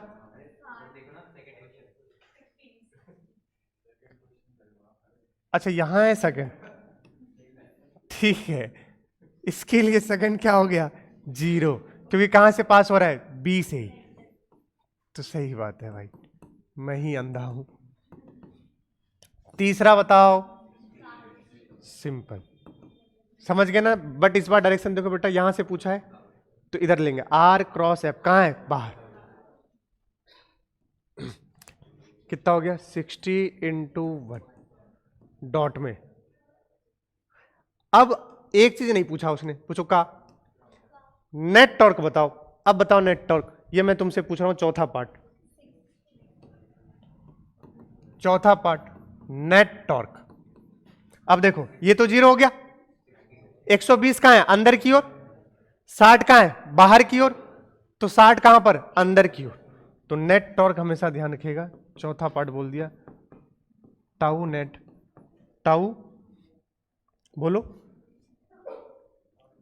कौन सा है ये? ए है, ए माइनस टाउ सी। तो 120 माइनस 60, डायरेक्शन बताओ, जीतेगा कौन? ये हो जाए न्यूटन मीटर। तो डायरेक्शन भी बता दिए हैं और मैग्नीट्यूड भी बता दिए। जरा इसको देख लीजिए एक बार, कुछ इंपॉर्टेंट बात है। वही चीज बोला है, अगर फोर्स उसी पॉइंट से पास हो जाए तो क्या हो जाएगा? टॉर्क 0। बकवास कर दिया था, पहले भी कर दिया हूं। हाँ एक बात उसने पूछा है, एक बात बोला है, इस लाइन को पढ़िए, असर्शन रीजन में काम आ सकता है। If a force is acting parallel to the axis of rotation, ये इसका एक्सिस ऑफ रोटेशन है, और अगर फोर्स इसके क्या लग रहा है? Parallel, then its rotational effect about that axis will be 0। सही बात। ये एक्सिस ऑफ रोटेशन इसके अबाउट घूमेगा, बोलो घूमेगा इसके अबाउट, ये वाला ये। अब मैं क्या कर रहा हूं? यहां से फोर्स लगा रहा हूं, कभी जीवन में घूमेगा क्या ये? सिंपल वही कह रहा है कि अगर ये एक्सिस ऑफ रोटेशन है, इसके पैरेलल तुम फोर्स चाहे ऊपर से लगाओ चाहे नीचे से, कभी भी ये घूमने वाला। तो सुनिएगा, अभी मैंने थोड़ी देर पहले बोला था, torque about point is different thing and torque about axis is different thing. अब चेक करना, अगर इस एक्सिस के अबाउट देखे टॉर्क, तो ये फोर्स लगा रहे हो, ये क्या हो गया? परपेंडिकुलर, सॉरी आगे पीछे बढ़ा दो इसको, और ये क्या हो गया? परपेंडिकुलर दूरी। चेक करना मैं क्या कह रहा हूं, मैं क्या कह रहा हूं, चेक कीजिएगा। बहुत इंपॉर्टेंट बात बता रहा हूं, अभी आगे काम आएगा। मैंने बोला कि भाई फोर्स को तुम आगे पीछे बढ़ा दो, आगे पीछे बढ़ा दो, बढ़ा दिए। इस पॉइंट से क्या डालते थे? परपेंडिकुलर दूरी। अब यहां पर क्या है? एक्सिस, एक्सिस से क्या डालो? परपेंडिकुलर दूरी। क्या परपेंडिकुलर दूरी 0 है? नहीं, लेकिन तब भी टॉर्क क्या आ रहा है? तब भी टॉर्क क्या आ रहा है? 0, क्योंकि ये तुम्हारे पास बेसिक फीलिंग है कि भाई अगर ये एक्सिस ऑफ रोटेशन है तो कभी भी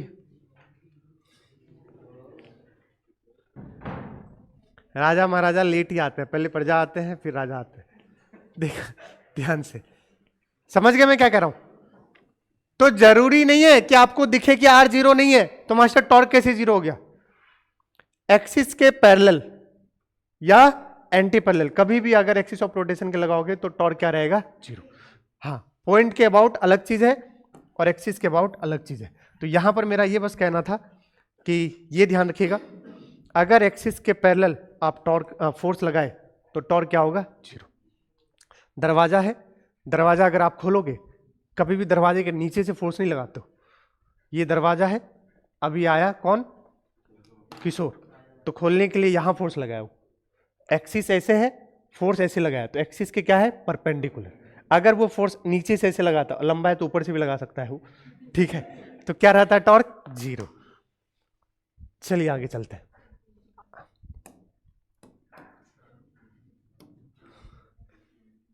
टाइम पास कर रहा हूं मैं। टाउ बराबर क्या लिखूंगा? क्रॉस प्रोडक्ट लेना आता है, दो तरीके सिखाया, एक सिंपल कर दो, आई जे के कैप। पहला आर देखो, ये तो फोर्स है, ये क्या है? आर, तो 2 -3 2 -3 और क्या हो गया? 1। ये बताओ बेटा, 2 3 -1 आता है लेना इसका क्रॉस प्रोडक्ट? इसका क्रॉस प्रोडक्ट लेना आता है? अरे यार, पहले ही लिखो आई कैप, इसको छुपाओ, दिस इंटू दिस, -3 इंटू -1, या नहीं तो डायरेक्ट भी जो जल्दीबाजी कर सकते हैं कर लो, मुझे कोई दिक्कत नहीं। फिर क्या लगाएंगे? -3 इंटू 1, साइन अल्टरनेट के साथ, पहले प्लस लगाए थे, अब क्या लगाओगे? माइनस। कौन सा कैप? जे कैप। जे को छुपाओ ऐसे, 2 इंटू -1 -2 इंटू 1। अरे बोल भाई, साइन अल्टरनेट, प्लस माइनस, अब क्या आएगा? प्लस। कौन सा कैप? के कैप। के कैप को छुपाओ, 2 इंटू 3, देखते रहना, -2 इंटू -3। अब सॉल्व कर लेना, वो आंसर आएगा। ये तो बच्चा वाला काम है, खूब वेक्टर में की हो सवाल। ए क्रॉस बी, बोलो सही है।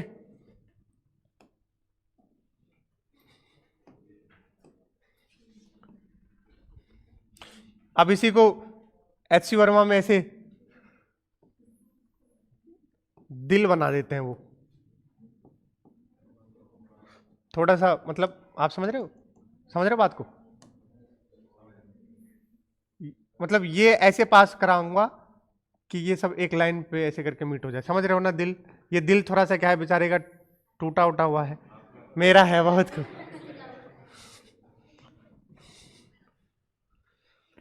तुम यार दिल उल की बात मत करो, थोड़ा सा दिक्कत हो जाता है।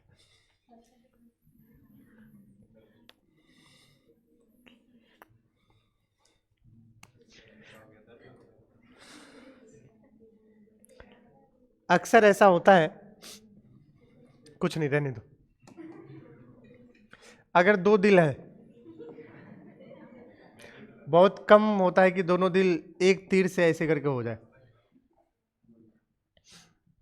वरना तो एक ही दिल तीर से लगती है, बाकी तो मस्त सेफ रहता है।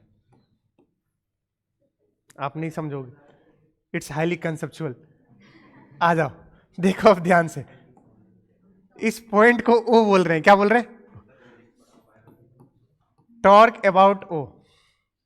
फिजिक्स भी तभी पढ़ा पाएंगे जब बायोलॉजी हुआ होगा, ठीक है। देखो इधर ध्यान से, पागल कहीं बातें दे रहा है।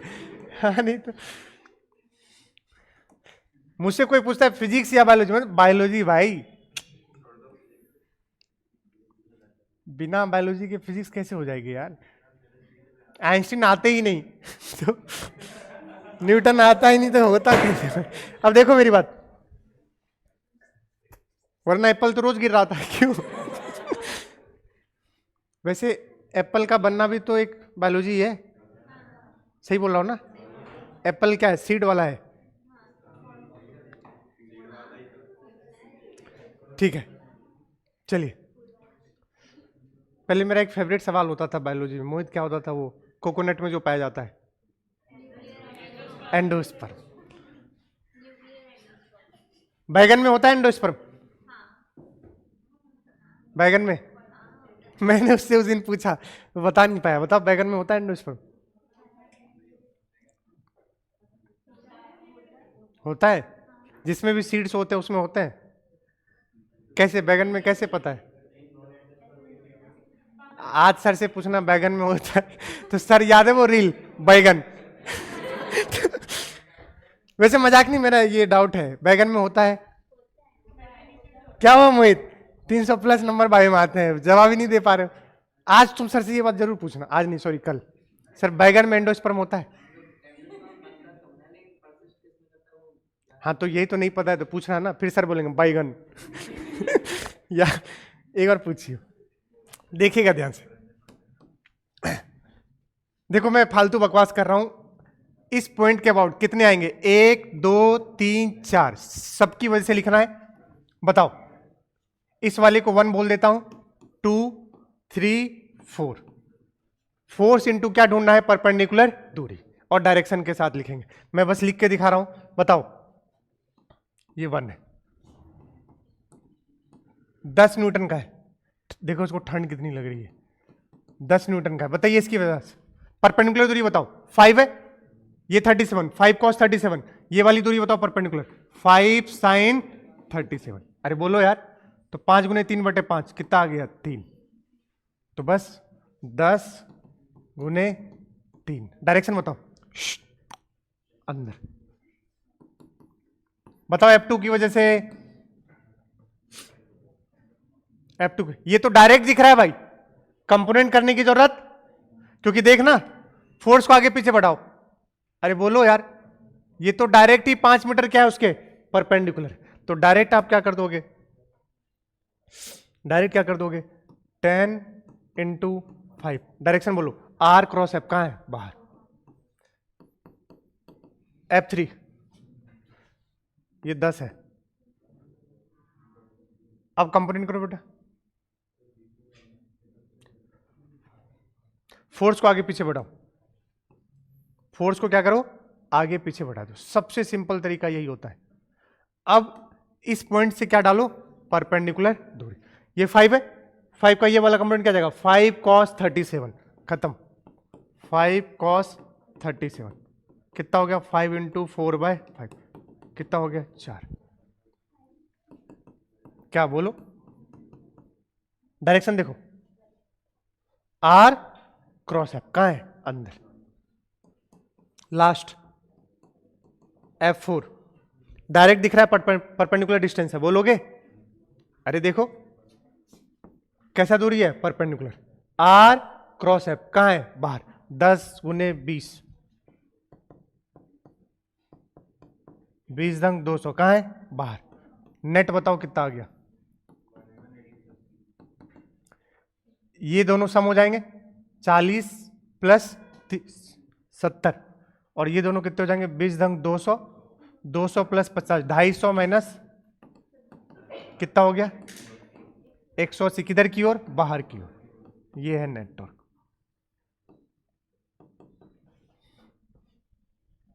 समझ गए, फोर्स जहां लग रहा है उसको आगे पीछे क्या कर दो, बढ़ा दो। जिस पॉइंट के अबाउट क्या चाहिए टॉर्क, वहां से क्या ड्रॉ कर दो, परपेंडिकुलर दूरी। प्यारा सा सवाल, torque of mg about o, ये o पॉइंट है कितनी दूरी पर, 10 मीटर पर। mg का टॉर्क बताना है, बताओ कितना होगा। नीचे क्या लगेगा इसका, mg बोले तो कितना, 20, तो बताओ टॉर्क mg का किसके अबाउट, o के। फोर्स इंटू परपेंडिकुलर दूरी, फोर्स को आगे पीछे बढ़ाओ, बढ़ा दिए, किसके अबाउट चाहिए, o के। o से क्या ड्रॉ करो, परपेंडिकुलर दूरी, कितना है, 10, खत्म हो गया। 20 गुने 10। डायरेक्शन बताइए, आर क्रॉस एफ, आउटवर्ड कैसे हो गया दीदी, ये आर है ना, फोर्स कहां लग रहा है, नीचे, कहां गया, अंदर। सारा खेल ही खराब कर देंगे भाई। अच्छा एक बात पूछूं, हेलो, अब थोड़ा सा मैं स्टार पॉइंट बता रहा हूं इसी सवाल में, बोल दूं। किसी हाइट पे होगा ये मास, किसी टाइम बाद ये कहां पहुंचेगा, नीचे। मैं जस्ट बोल रहा हूं, मान लो हाइट मान लो 50 मीटर, रिलीज की हो, कितने सेकंड बाद नीचे होगा ये, √2h/g, 50 दूने 100/10। अरे बोलो यार, तो रूट कितना बचेगा, 10, तो 3 पॉइंट समथिंग। तो मान लो मैं पूछा 1 सेकंड बाद बताओ टॉर्क mg का क्या होगा। 1 सेकंड बाद अपॉन में टॉर्क तुम्हें 2 सेकंड बाद, दोनों का रेशियो बताना है। सेम रहेगा, सेम, इतना क्या सोचना है। 1 सेकंड बाद भी mg वही रहेगा, 2 सेकंड बाद भी mg वही रहेगा, यहां भी आ जाएगा mg, और दूरी चेंज होने वाला, तो क्या रहने वाला है, कांस्टेंट। अरे बोलोगे, बोले तो क्या रेशियो रहेगा, 1। देखो पागल बनाने का तरीका कैसे बनाया, तो खुद सोचो ना यार, mg का टॉर्क पूछा है भाई, 1 सेकंड बाद 2 सेकंड बाद, mg तो क्या रहना है, सेम, तो फोर्स विल रिमेन सेम, और दूरी, ये दूरी में कोई छेड़छाड़ होने वाला नहीं है, तो हमेशा कितना रहेगा, 200। मतलब क्या है, सुनिएगा ध्यान से, ऐसा इसलिए हुआ, एक तो ये आर क्या रहा, कांस्टेंट, क्या रहा, जनरल जो आपको टीचर सॉल्व करवाते हैं वो क्या कराते हैं, ये दूरी को डी देते हैं, torque of mg about o लिखते हैं, mg इंटू डी, क्या लिखते हो, ये दूरी क्या बोल देंगे, d, ये हमेशा क्या रहेगा, कांस्टेंट रहेगा। mg का टॉर्क हमेशा क्या रहेगा, कांस्टेंट रहेगा। चेक कर लो, चाहे स्पल निकालो, चाहे स्पल चाहे नीचे जब पहुंच जाएगा तब भी mg का टॉर्क क्या रहेगा, सेम ही रहेगा। क्यों, क्योंकि दूरी चेंज होने वाला नहीं है, और हर पल मास mg क्या रहेगा, सेम। ये इसलिए बताया हूं ताकि मैं इसमें यूज कर पाऊं। जरा देखिए आगे क्या बोला है, टॉर्क किसका चाहिए, mg का, इन होल जर्नी पूछा है आपसे, पहले always increase, first increase then decrease, decrease always first decrease then increase, और हमेशा कांस्टेंट। बताओ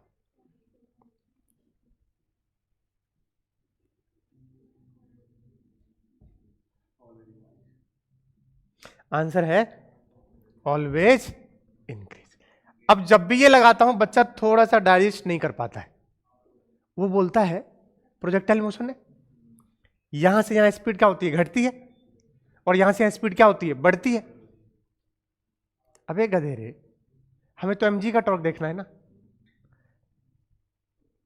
चाहे यहां हो चाहे यहां हो चाहे यहां हो, mg तो हर वक्त कहां रहेगा, वर्टिकली डाउनवर्ड।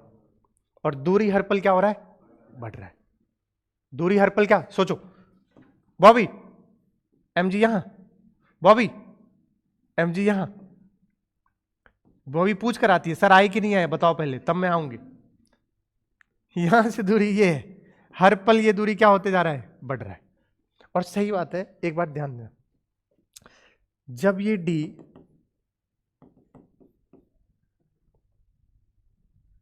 यहां कांस्टेंट था, क्या था, ए हाँ मोंजुलिका तुमको ले जाएगी। हाँ इस बार तो 2-2 मंजुलिका है ना, देखो मुझे लग रहा है इसकी मम्मी बस, मैं तो ऑलरेडी गया हुआ हूं। देखो इधर ध्यान से, डी हर पल क्या हो रहा है, बढ़ रहा है, डी हर पल क्या हो रहा है, बढ़ रहा है। तो बताओ टाउ क्या होगा, बढ़ेगा, तो ऑलवेज क्या रहेगा, इंक्रीज। डोर प्रॉब्लम,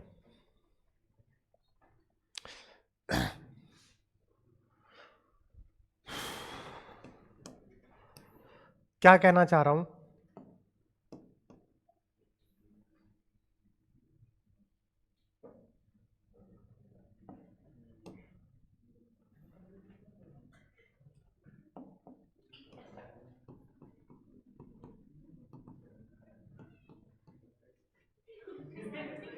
कौन है, अपने आप किशोर कैसे लगाए तुम, हवा ऐसे खोल, अब ज्यादा जोर से ऐसे मत लगाना, ऐसे लगा दो कुंडी लगा, तुम तो फूक दो ऐसे भी लग जाएगा, बस।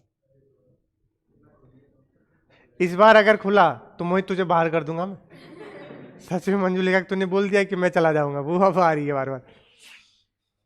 चलिए देखिएगा, ये है एक्सिस, कोई सा भी पॉइंट मान लो ये मान लिया। ओ, ये सवाल से बस मैं ये सिखाना चाह रहा हूं कि टॉर्क अबाउट एक्सिस अलग चीज होता है और टॉर्क अबाउट पॉइंट अलग चीज होता है।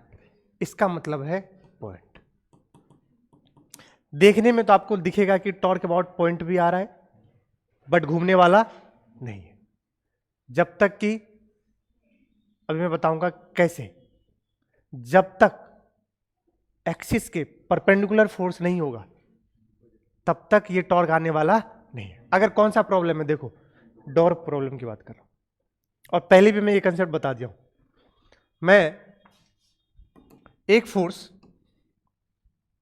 ऐसे लगा रहा हूं, एक फोर्स ऐसे लगा रहा हूं, और एक फोर्स ऐसे लगा रहा हूं, this is F1, this is F2। साथ रहोगे तो दिमाग तुम्हारा दर्द नहीं करेगा, नहीं तो लगेगा पता नहीं क्या बकवास किए जा रहा है। मैं पहले बता देता हूं, F1 F2 F3, प्यारा सा चीज है लेकिन जानना बहुत जरूरी है, ध्यान सुनिए।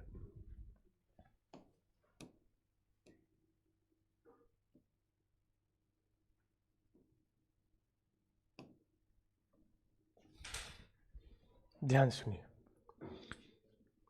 हम F1 की वजह से एक बार एक्सिस के अबाउट भी निकालेंगे और एक बार पॉइंट के अबाउट भी निकालेंगे। चलो F1 ढूंढो बेटा, ढूंढ लिए, मेरा तो ढूंढा हुआ है, ये है F1। आगे पीछे फोर्स को क्या करेंगे, बढ़ा दें, बोलो, आगे पीछे फोर्स को क्या करेंगे, बढ़ा दें, बढ़ा दिए। चलो एक्सिस से दूरी बताओ, जिंदा है, एक्सिस से दूरी जिंदा है, मान लो ये दूरी है A, बोलो यार एक्सिस से दूरी है कि नहीं है, तो एक्सिस से दूरी है कितना, F1 इंटू A, और अगर ज्यादा तो आर क्रॉस एफ कहां, बाहर की ओर। ये है दरवाजा। पहले ये फील करो कौन कौन सा फोर्स है। F1 यहां लगा रहे हो, बोलो ना यार। F2 ऐसे लगा रहे हो, और F3 ऐसे लगा रहे हो। कॉमन सेंस क्या कहता है, कौन से फोर्स के अबाउट घूमेगा, F3, क्योंकि एक्सिस के ये वाला कौन सा है, परपेंडिकुलर। यही सिखाया था। ये वाला घुमा पाएगा कभी नहीं, ये वाला घुमा पाएगा, देखना नहीं घुमा पाएगा। F इंटू ए, इस पॉइंट के अबाउट बताओ F1 का टॉर्क, वो भी जिंदा है। देखो अब लिखने का तो है, लेकिन आप यहां पर अब कॉमन सेंस से लगाओगे, क्या ये फोर्स ऐसे लगाने से घूम सकता है एक्सिस के अबाउट, नहीं। तो आप कॉमन सेंस से यहां क्या बोलोगे, 0। लेकिन पॉइंट के अबाउट क्या बोलोगे, टॉर्क जिंदा है। इस पॉइंट के अबाउट देखो कितना है, F इंटू ए। मैं क्या कहना चाह रहा हूं सुनो, ये वाला एक्सिस के अबाउट टॉर्क पैदा कर पाया क्या, नहीं। घुमा पाया क्या, नहीं। इसलिए हमने क्या किया है, 0 एक्सिस के अबाउट। लेकिन पॉइंट के अबाउट है दूरी इंटू फोर्स, और कितना है, F इंटू ए। F2 की वजह से बताओ, इस पॉइंट से ही पास हो रहा है, तो ये तो क्या हो गया, 0। और चूंकि अगर हम ऐसे लगाए तब भी ये रोटेट करने वाला, तो एक्सिस के अबाउट भी 0। अब चेक करना, F3 रोटेट करेगा, कर दिया। तो अगर किया तो ये भी कितना, F इंटू ए, और पॉइंट के अबाउट भी कितना, F इंटू ए।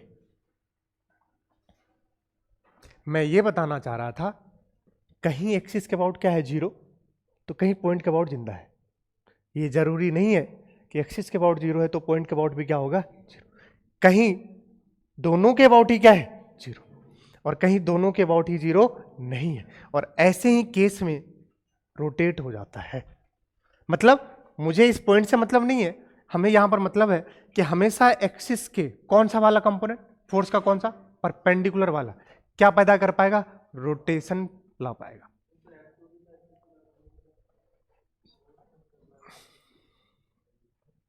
कौन सा वाला, F2 एक्सिस के क्या हो गया, हाँ बोलो बोलो, F2 एक्सिस के, हाँ हो गया। वो इसलिए नहीं कर पा रहा है बेटा, अब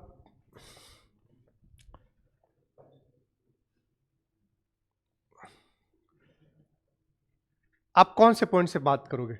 अगर F2 लगाओगे तो ये पॉइंट है, यहीं से ये भी पास हो रहा है, पॉइंट के अबाउट भी क्या आएगा, 0। और एक्सिस के अबाउट तो कॉमन सेंस से देखेंगे कि रोटेट कर पाएगा, ये नहीं कर पाएगा।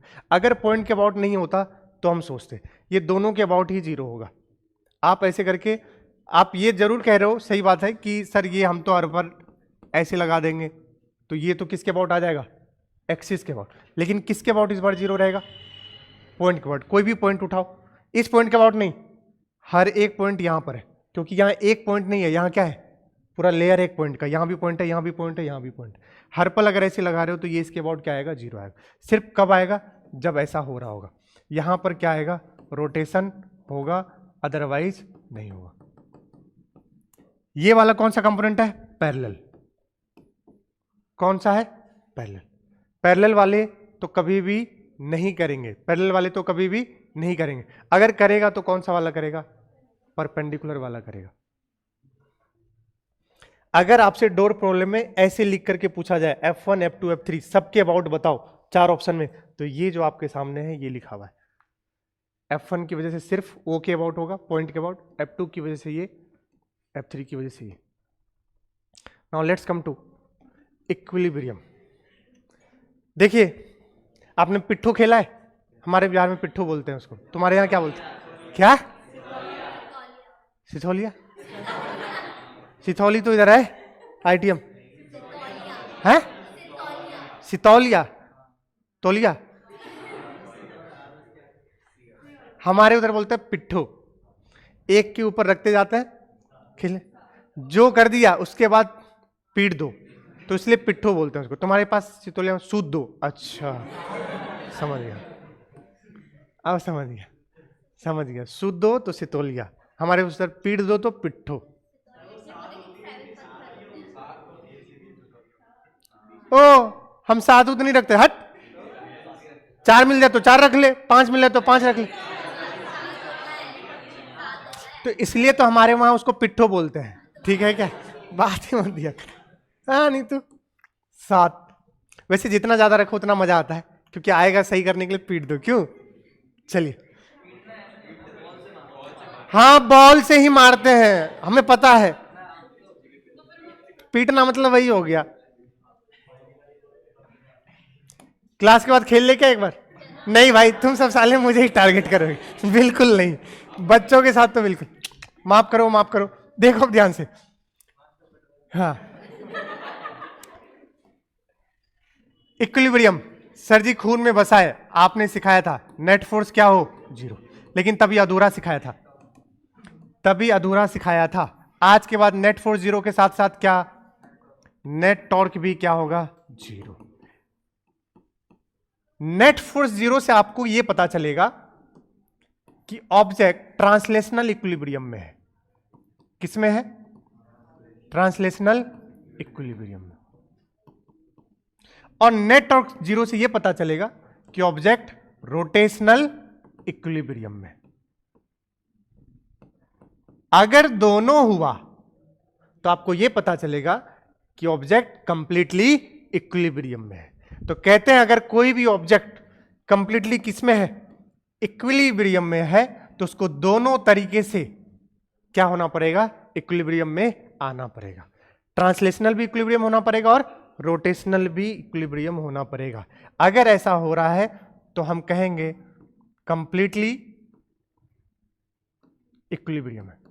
मतलब सिंपल आप इक्विलिब्रियम तब बोलोगे, जो आप नेट इक्विलिब्रियम मतलब इक्विलिब्रियम बोलोगे ना किसी भी, ये वाला ऑब्जेक्ट जो आपके सामने दिख रहा है, ये ट्रांसलेशनल भी इक्विलिब्रियम में है और रोटेशनल भी इक्विलिब्रियम में। इसका मतलब है इस वाले का नेट फोर्स भी क्या है? mg कहां लगेगा? नॉर्मल कहां लगेगा? ऊपर। कैंसल आउट, हॉरिजॉन्टल में कोई फोर्सेस नहीं है, तो नेट फोर्स x और y दोनों में क्या कर दिया? 0। अच्छा ये हमेशा ध्यान रखना बेटा, नेट फोर्स जो हम बात कर रहे हैं, नेट फोर्स तो आपको समझ आता है, x में भी और y में भी, कुल मिला के क्या है? 0। और इस वक्त क्या ये रोटेट हो रहा है? नहीं, तो ये टॉर्क नेट भी क्या है? 0 है। तो ये वाला सिस्टम कंप्लीटली किसमें है? इक्विलिब्रियम में। समझ गए? कोई भी सिस्टम कंप्लीटली इक्विलिब्रियम में तब होगा जब उस पर ट्रांसलेशनल इक्विलिब्रियम भी हो और क्या हो? रोटेशनल इक्विलिब्रियम में भी हो। मतलब सर जी आज तक हम सिर्फ और सिर्फ किसकी इक्वेशन लिखते थे? नेट फोर्स की। अगर बोलते थे आप किसमें है बॉडी? इक्विलिब्रियम में, तो अब सोचो किसकी इक्वेशन लिखेंगे? नेट फोर्स की भी और नेट टॉर्क की भी, क्योंकि अब हम रोटेशन पढ़ रहे हैं। आइए शुरुआत करते हैं। पहला सवाल आपके सामने दागा हूं, इस सवाल को बताइए तो मैं समझूं कि हाँ आपको आता है। एसर्शन रीजन पढ़िए, पढ़िए क्या कह रहा है।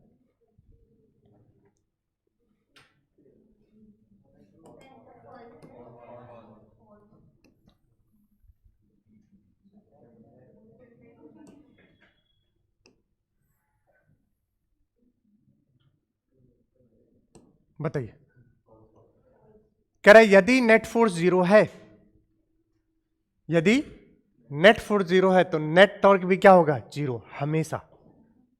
और कह रहा है यदि नेट टॉर्क 0 है, टॉर्क 0 मतलब घूमने वाला नहीं है, तो कह रहा है नेट फोर्स भी 0 होगा हमेशा। दोनों फॉल्स या एक ट्रू एक false? False true, true true.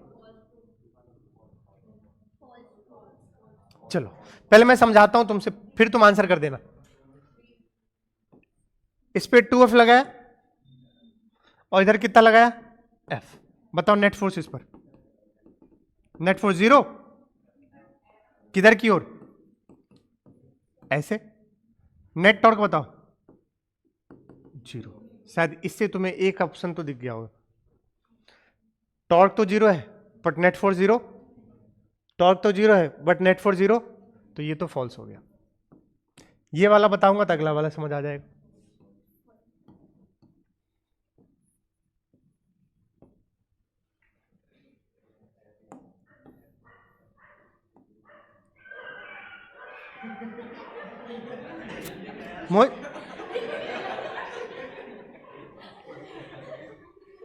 देखिए, देख, सुनो, तो ये कुत्तों के बीच में क्या करेगा? ये देखो, नेट फोर्स बताओ, नेट फोर्स 0, नेट फोर्स, लेकिन इस बार ये रोटेट हो जाएगा, तो इस बार टॉर्क नेट 0 होने वाला नहीं। तो कौन सा ऑप्शन? ये भी क्या हो गया? फॉल्स। तो ऑप्शन है दिल्ली। सही से देखिए, क्योंकि धीरे धीरे मैं आपको यहीं से कंसेप्ट यूज करते हुए सवालों में लेकर चला जाऊंगा। ये मुझे रोशनी आज इतनी चुप क्यों रही है बेटा? इसको थोड़ा सा उस साइड कर दोगे क्या? ऊपर चढ़ जाओ थोड़ा सा, हाँ बस।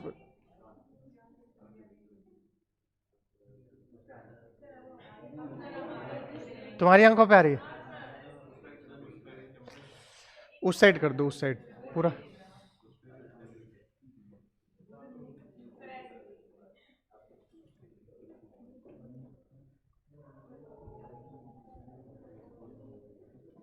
रो नहीं रहा हूं, मेरी आंखों में ऐसा लग रहा है बहुत ज्यादा रोशनी आ गई। देखो ध्यान से, सेटिंग किसने चेंज कर दिया? ऐसे कैसे लाइट आ रही है इतनी यार?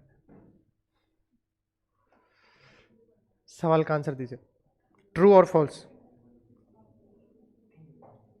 अगर इस सवाल का आंसर दे पाए तो इसके बाद तुमने खूब ऐसे सब सवाल देखे होंगे, ये सारे सवाल करने लायक बनोगे तुम। मैं फिर से कह रहा हूं, इस सवाल का आंसर दे पाए तो। ट्रू या फॉल्स? ट्रू या फॉल्स?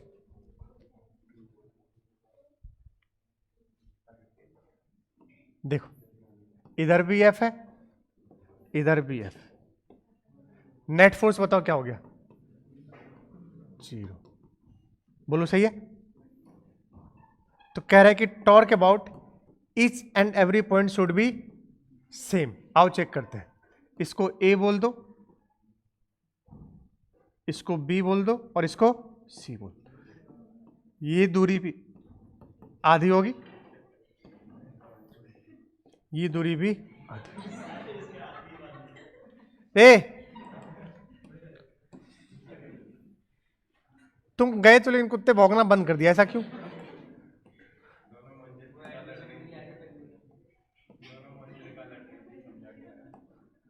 अच्छा,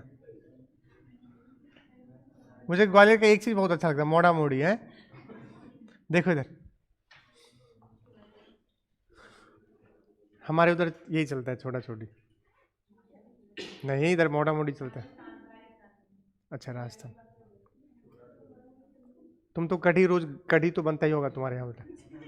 देखो हमारे एक दोस्त था, नहीं है, अनंत उपाध्याय, राजस्थान गया था, उसको हर चीज में कढ़ी चाहिए भाई साहब। कहीं भी रुक जाओ, अगर घूमने गए तो भैया कढ़ी है क्या? कढ़ी तुम्हें पता ही कैसा लगता है। अरे फिर उसके इतने मजे लिए जाते थे उसके, क्या ही बताऊं मैं। कहीं चल रहा है, कहीं कढ़ी दिख जाए, भाई अनंत कढ़ी। चलो आ जाओ। उसकी शादी थी तो सब गए, भाई कढ़ी तो नहीं मिलेगा तुम्हारे यहाँ? हाँ तो बनी थी ना, वो खुद कढ़ी खा रहा था बैठ के। चलो आइए, torque about A, torque about B और टॉर्क अबाउट सी अगर सेम आ गया तो क्या ये बात सही हो जाएगी? तो हम लाकर देखते हैं सेम आता है या नहीं आता। चलो बताओ। देखो, ए के अबाउट लिख रहे हैं, क्या सीखे हो? फोर्स को कहां बढ़ाओ? आगे पीछे। भाई ए पॉइंट से तो क्रॉस कर गया, तो इस वाले फोर्स का टॉर्क तो क्या हो गया? 0। सिर्फ कौन सा वाला फोर्स बचेगा? ये वाला। फिर से देखो यार, कितने फोर्स लगा रहे हो? 2। ए पॉइंट के अबाउट इस फोर्स का टॉर्क बताओ। 0, क्योंकि उसी पॉइंट से लाई कर गया, सॉरी पास कर गया।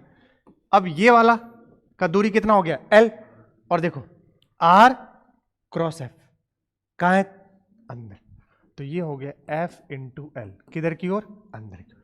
अब B के अबाउट देखो, B के अबाउट दोनों जिंदा होंगे लेकिन दूरी कितनी हो जाएगी, देखो R क्रॉस F कहां अंदर, तो लिखूंगा F इंटू L बाई 2।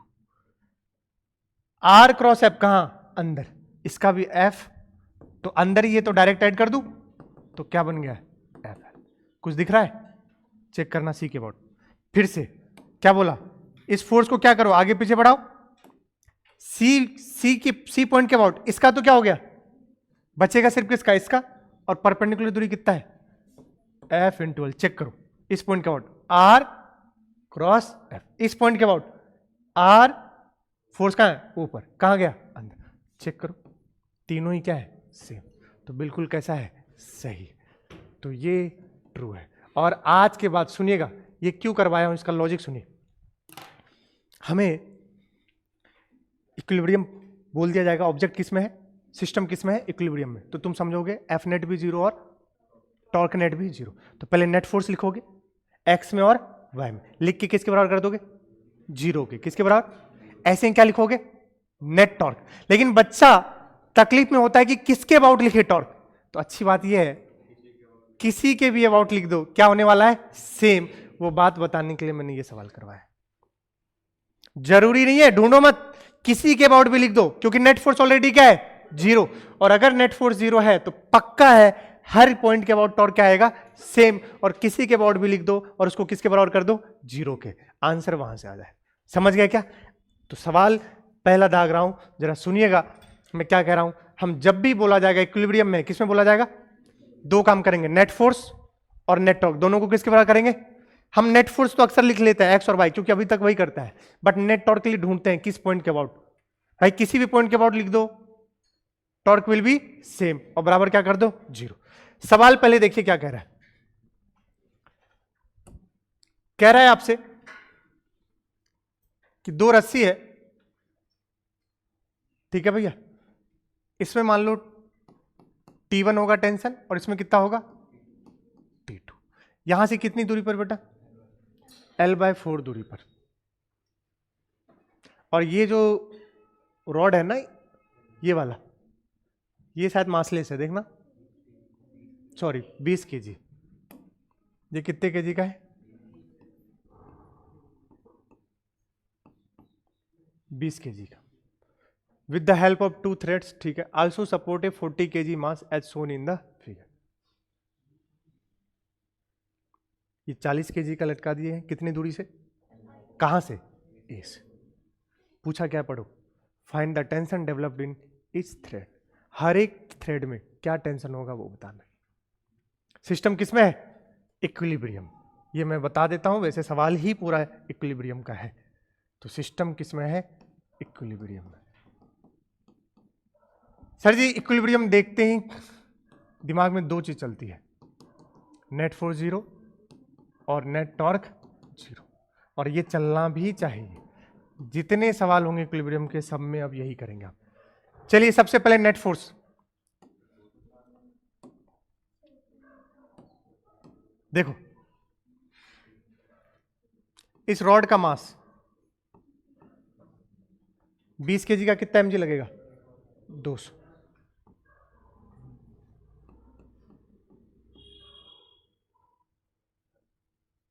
बोलो सही है, ठीक है, और इस पॉइंट से बेटा कितना लगेगा नीचे, 400, किस पॉइंट से, इस पॉइंट से, ये भी दूरी कितनी हो जाएगी L/4, चेक करो, mg तो हमेशा सेंटर से लगेगा, ये दूरी L/4 है, तो इसको भी क्या होना पड़ेगा, ताकि ये पूरी दूरी कितनी है L/2। पहले नेट फोर्स लिखो, क्या x में कोई फोर्स है, नहीं, सारे फोर्स किस में है, y में, तो y में लिखो T1 प्लस बराबर mg का कितना 200 प्लस, और एक कितना 400, कितना हो गया T1 plus T2, 600, equation number 1। ये मैंने जीरो कर दिया है लिख करके, क्योंकि ऊपर माइनस नीचे वाला बराबर क्या किया, जीरो, तो ऊपर वाला बराबर क्या हो गया, नीचे वाला। अरे एक स्टेप लिखूं क्या पूरा यार। T1 प्लस T2 कहां है, ऊपर, माइनस करेंगे 200 प्लस 400 बराबर क्या करेंगे, जीरो। बात तो वही हो गई ना, उस साइड जाएगा तो T1 प्लस T2 बराबर कितना हो गया, 6, नीचे लिखा हुआ ही तो है। तो तुम ये बार बार लिख के नहीं दिखाऊंगा, ऊपर वाला बराबर नीचे वाला, खत्म। ये पहला इक्वेशन आ गया। किसका इक्वेशन है ये, एफ नेट का। ऐसे ही किसका लिखेंगे, टाउ नेट का। बताओ जब नेट फोर्स जीरो है तो किसी भी पॉइंट के अबाउट लिखो, टॉर्क विल बी सेम। देखो किसी पॉइंट के अबाउट लिखो सही है, लेकिन हमेशा ऐसे पॉइंट को ढूंढो जिस पॉइंट से मैक्सिमम फोर्स पास हो रहा हो। इससे क्या होगा, तुम्हें बार बार लिखने की जरूरत नहीं होगी। सोचो एक ऐसा पॉइंट ढूंढे जिसमें से 3 फोर्स पास हो रहा हो उसी जगह से, तो उसका टॉर्क क्या हो गया, जीरो। बाकी जो बचे उसका लिख दोगे। तो ऐसा ढूंढो जहां से मैक्सिमम फोर्स पास हो रहे हो। इस बार तो कहीं से भी, क्योंकि हर बार अलग अलग जगह है, तो ऐसा कोई पॉइंट नहीं मिल रहा, तो कोई बात नहीं, किसी के अबाउट लिख दो। मैं क्या करता हूं, सेंटर ऑफ मास के अबाउट लिख दूं, या आप जिसके अबाउट बोलो, मुझे कोई दिक्कत नहीं। किसके अबाउट, चलो ठीक, टॉर्क अबाउट T1 लिख के सबके अबाउट क्या कर देंगे, जीरो। T1 का तो टॉर्क क्या हो गया, जीरो। मैं इसको पूरा लिख देता हूं, T1 plus 400 plus 200 plus T2। Total कितने फोर्स थे, 4। इन चारों फोर्स के द्वारा टॉर्क का sum should be equal to what, zero. बताओ T1 का तो वहीं से पास हो रहा है, T1 तो यही पॉइंट से पास हो रहा है ना। इसको चाहे T1 पॉइंट बोल दो, चाहे A पॉइंट बोल दो। मैं टॉर्क अबाउट A बराबर क्या कर देता हूं, जीरो। बात क्या है, सेम। चलो T1 जीरो हो गया, 400 इंटू L/4, परपेंडिकुलर दूरी देखो, बोलो यार, R क्रॉस F कहां है, अंदर, 400 इंटू L/4, क्रॉस लगा दिया। 200 की वजह से बताओ बेटा, R क्रॉस F अंदर, 200 गुने L/2 प्लस में आ जाएगा, 200 इंटू L/2। T2 का टॉर्क देखो, R क्रॉस F बाहर, तभी तो बैलेंस होगा। इसका कहां है, बाहर, तो बीच में क्या लगा दोगे, माइनस। T2 इंटू कितनी पूरी दूरी, L बराबर क्या हो गया, जीरो। बोलोगे, अब सॉल्व करो इसको यार।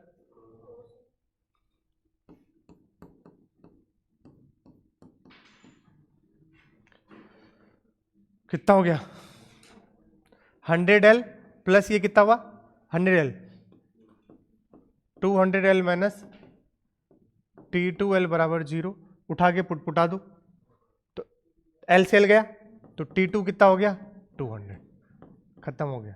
T2 उठा के यहां रख दो, तो T1 कितना आ गया, 600 माइनस 200 बराबर कितना हो गया, 400। तो T1 कितना हो गया, 400। 200 न्यूटन, 400 न्यूटन, सिंपल। ऐसे सवाल को क्या करते हैं, सॉल्व करते हैं। सेम सवाल वेव चैप्टर में आ जाएगा, फंडामेंटल फ्रीक्वेंसी। क्या ये स्ट्रिंग है, तो स्ट्रिंग में क्या जाएगा, वेव, तो इसमें वेव ऐसे करके जाएगा। समझ गए क्या कह रहा हूं, तो वहां भी सेम इक्वेशन लिखूंगा, टॉर्क का ध्यान रखना, सवाल कराऊंगा, देख लीजिए, वरना बोलोगे सर ये वाली इक्वेशन आपने कैसे लिख दिया। ऐसे ही लिखूंगा वहां पर, इक्विलिब्रियम में है मतलब नेट टॉर्क जीरो है और नेट फोर्स जीरो है, सिंपल। ठीक है भैया, चलिए सवाल को सॉल्व कीजिए। दो छोटे छोटे बच्चे हैं, दोनों का एक का वेट 10 kg और एक का 15 kg, और ट्राइंग टू बैलेंस। तुमने खूब किया होगा, पार्क में लगे हैं, जाके बैठ जाते हो, दोस्त बैठ, तुम फिर फोर्स लगाते हो, वो लगाता है। To balance a sheet of total length, मैं सनवैली में अभी जब लॉकडाउन हुआ था तो अब कुछ करने को था नहीं, तो सन वैली में नीचे पार्क में चला जाता था। तो वहाँ पर मैं पढ़ा नहीं, मैं जब गया तो मैं भी अंदर ऐसे ही झूले थे, मैं उस पर बैठ गया। शाम का समय है, रात का 8 9 10 बज रहा हो। अंकल आए, बोले बेटा इधर आओ।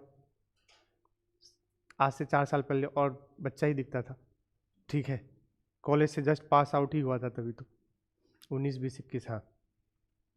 तो वो बुलाए, बेटा तुम यहाँ पर मत झूलो। तो मुझे बहुत गुस्सा आया। मैंने बोला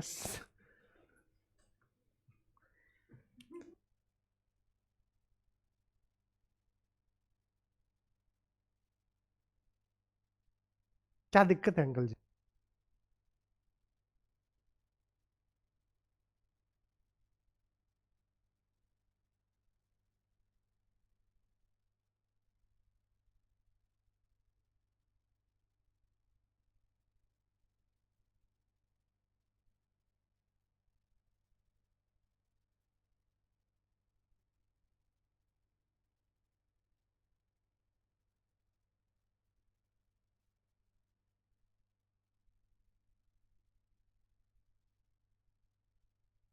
ए, इसलिए नहीं गए थे वैसे। लेकिन भारी बेइज्जती होगी। मैंने बोला ठीक है अंकल, नहीं झूलेंगे। फिर अंकल जी चले गए, वापस झूलना शुरू कर दी। क्यों नहीं झूले भाई साहब? अब बगल में बच्चों को समझा भी रहा हूँ। तुम अभी कौन सा चैप्टर? अच्छा, अभी एसएचएम आया नहीं है ना? एसएचएम पढ़ाऊंगा। जब आप झूले को, आपका दोस्त झूला झूले, उसको बहुत पीछे ऐसे ले जा करके छोड़ दो। बैठ के मत झूला ले रहा है, उसको बोलो खड़े हो जाओ आप। तो बताओ झूला फास्ट होगा या स्लो होगा? सवाल आया हुआ है, और ये मैंने पढ़ा है पिछले साल भी, जो बच्चे होंगे। फिर से सुनिए, आपका दोस्त झूले पे बैठा हुआ है, फिर उसको झूला आपने छोड़ दिया, अब उसको बोले खड़े हो जाओ, तो झूला फास्ट होगा या स्लो होगा?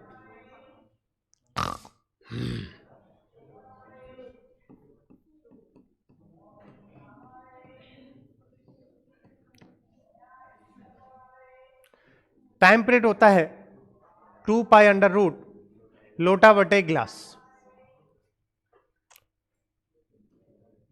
अभी जल्दी बताओ, झूला फास्ट होगा या स्लो होगा?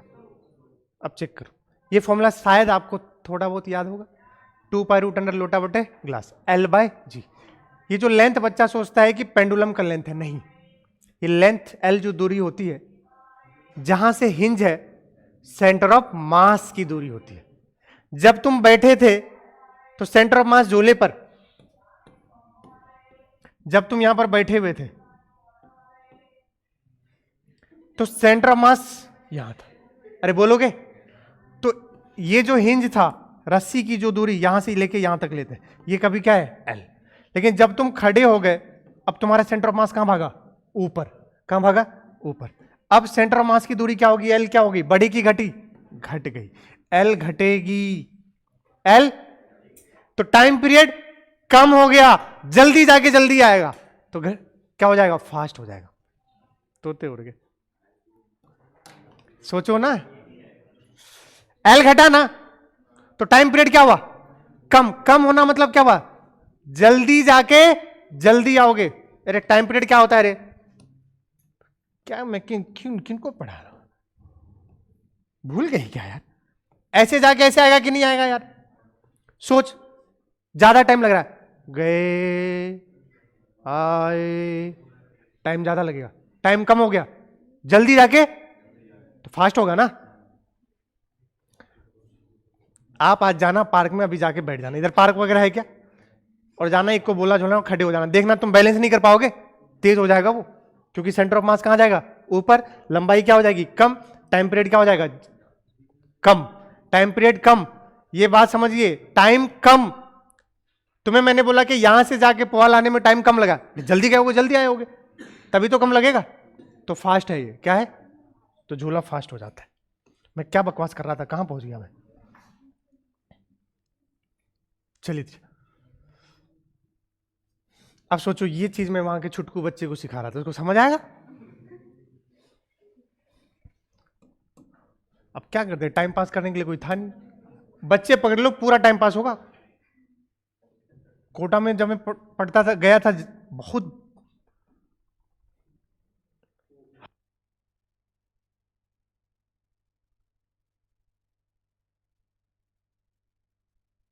क्या करता था पता है भैया, ये बल्ब जलता है। हाँ यार, ऐसे पागल सब थे सीरियसली। तो मुझे तो शुरुआत में लगा बच्चा है क्या बोलूंगा, अंकल के पोते हैं, हाँ जलता है, मुझे समझ नहीं आया है। फिर दूसरे दिन भी फिर आगे, ये भैया ये बल्ब वाइट जलता है ना। तो मजे लेने आता था यार, मुझे बाद में पता चला। फिर मैं उसको बुला इधर आ, जलता है। तब मैं जाके उसको बुला बुला के परेशान किया, तब वो आता नहीं साला। बहुत ऐसे ऐसे बदमाश सब।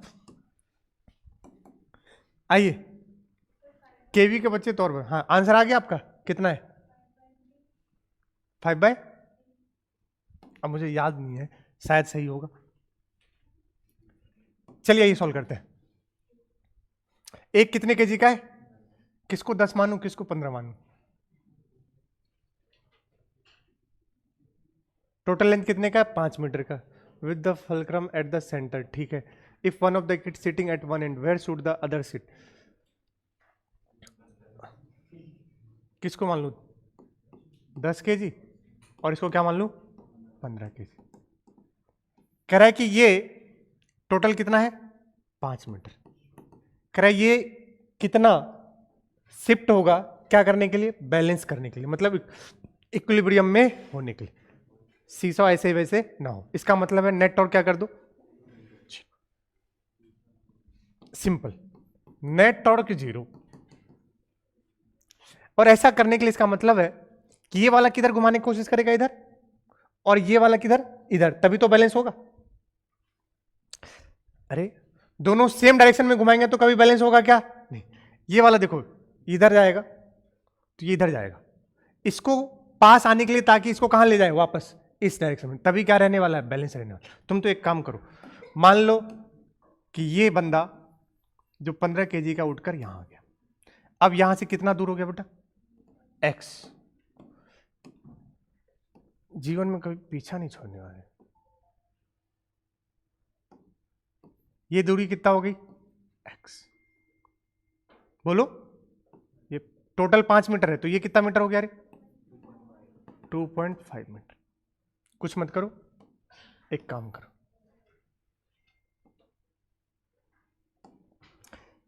इस पॉइंट के बाद घूमेगा घूमेगा तो बोलोगे इसका टॉर्क और इसका टॉर्क क्या कर दो, बराबर कर दो बस।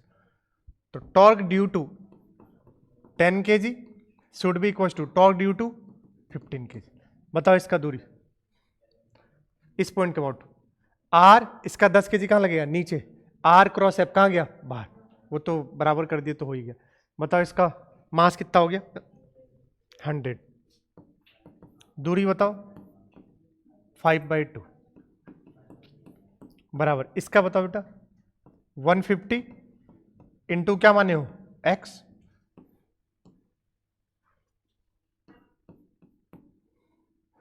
x बराबर 25/15 5/3, यही बताए थे ना। तो ये आंसर हो जाएगा 5/3। इसको शिफ्ट होना पड़ेगा किधर की ओर, राइट, हाँ इधर नहीं, तुम्हारी तरफ से देखे तो लेफ्ट साइड, तुम्हारी साइड से तो लेफ्ट ही होगा, मतलब सेंटर की तरफ आप ये सोच लो बस, टुवर्ड्स पॉइंट ओ बोल दो, फलक्रम जहां पर है इसके अबाउट।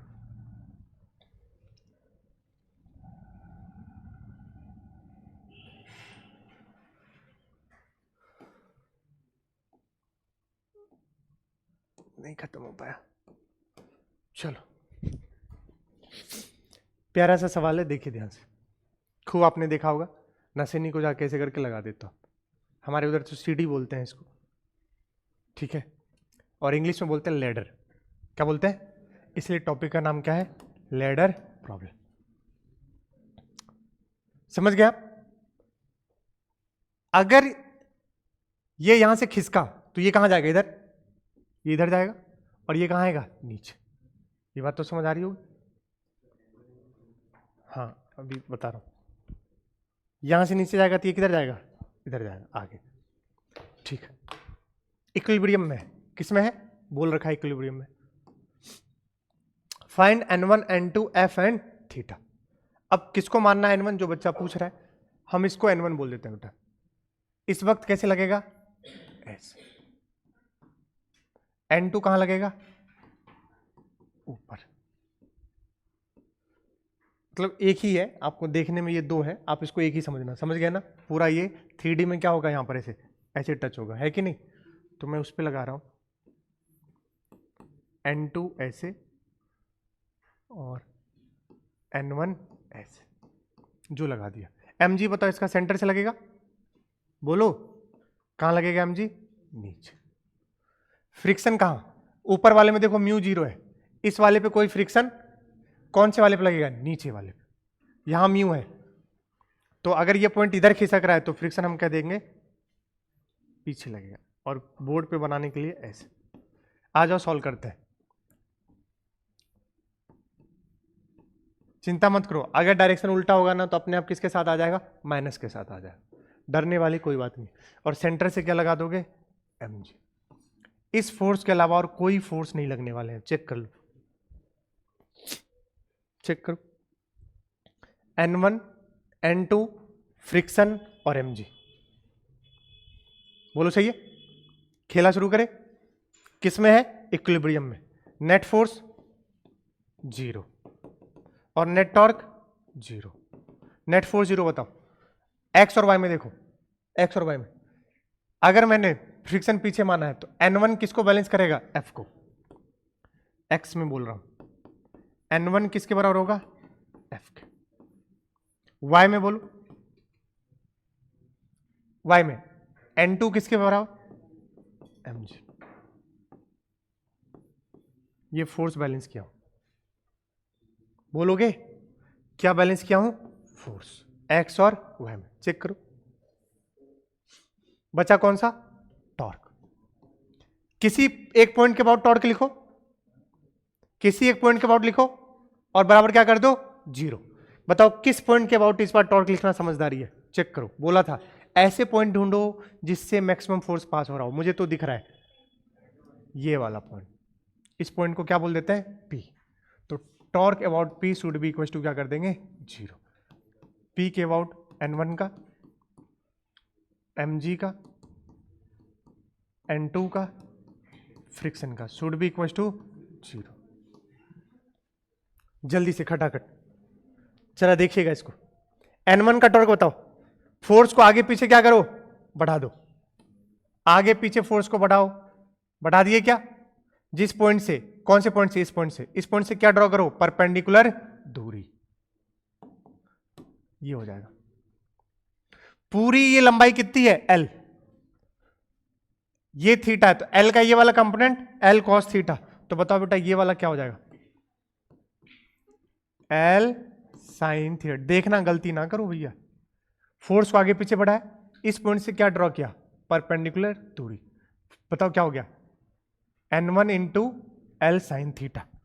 डायरेक्शन बताना, R क्रॉस F कहां है, अंदर की तरफ, N1 into L sin theta.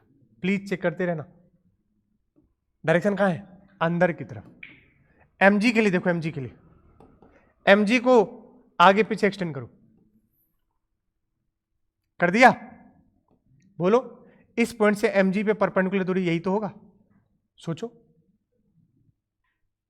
बताओ ये परपेंडिकुलर दूरी कितना होगा, कौन बताएगा। अब ये आधा दूरी होगा L/2, क्या होगा, L/2 का ये वाला कंपोनेंट कौन सा हो जाएगा, L/2 cos थीटा। तो ये जो परपेंडिकुलर दूरी होगा इस बार, ये हो जाएगा L/2 cos थीटा। देखो अब R क्रॉस F कहां है इसका, बाहर, तो बीच में क्या लगा दोगे, minus mg into L/2 cos theta. सुंदर सी बात है कि फ्रिक्शन और N2 का क्या हो गया, 0, क्योंकि ये कहां से पास कर रहे हैं, उसी पॉइंट P से, बराबर 0। उसको साइन लेकर चले जाओ, N1 into L sine theta बराबर mg into L/2 cos theta. N1 किसके बराबर है, फ्रिक्शन के, L से L गया, अरे फ्रिक्शन भी तो रख सकते हो, तो N1 की जगह क्या रख दिया, friction, mg cos theta upon में sine theta, this will become mg cot theta. तो आप चाहो तो फ्रिक्शन ये भी कह सकते हो, और चूंकि फ्रिक्शन किसके बराबर होगा, N1 के, तो N1 भी कितना हो गया, mg cot थीटा। अगला N2 किसके बराबर होगा, mg के, उसमें तो कोई दिक्कत नहीं है, N2 किसके बराबर होगा, mg। चेक कर लो हर चीज।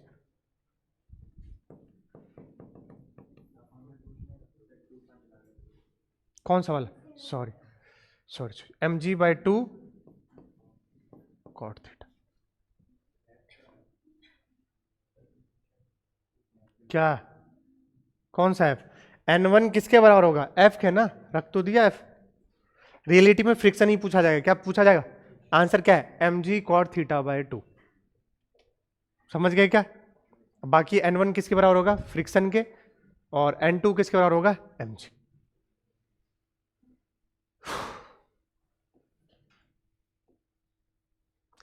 ये दो सवाल चटका सकते हैं। क्या हो गया, रोटेशन से कुछ नहीं सिखाया यार, एक ही चीज तो सिखाया, टाउ बराबर आर क्रॉस एफ, फिर उसके बाद इक्विलिब्रियम पढ़ा है, net force 0 net torque 0, hinge problem.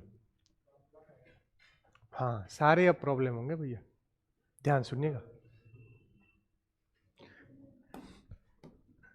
ये गलती मैं अपने ऊपर लेता हूं, जबकि मेरा यशवर्धन बेटा आज बताता हूँ प्रॉब्लम, ऐसी उसको समय नहीं मिल रहा है। चलो देखो,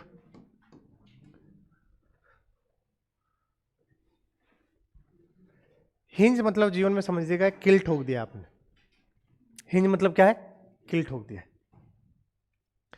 अगर दोनों साइड से किल ठोकेंगे तो रस्सी की जरूरत नहीं। हैंगर में दोनों साइड से किल ठोक दे तो किस पे रहता है वो, इक्विलिब्रियम। एक साइड से किल निकाल दो, कहां आएगा, नीचे। बोलोगे क्या, सेम है। तो हमने क्या किया, एक साइड तो हिंज कर दिया, लेकिन एक साइड रस्सी से बांध दिया। अब भी किस में है, इक्विलिब्रियम। क्या पूछा है, फाइंड हिंज फोर्स, ब्रैकेट में क्या लिखा है, इसका मतलब है हिंज फोर्सेस कोई और फोर्सेस नहीं, नॉर्मल फोर्स होता है। सुन लीजिएगा ध्यान से, हिंज फोर्सेस कोई और फोर्सेस नहीं, नॉर्मल फोर्स होता है।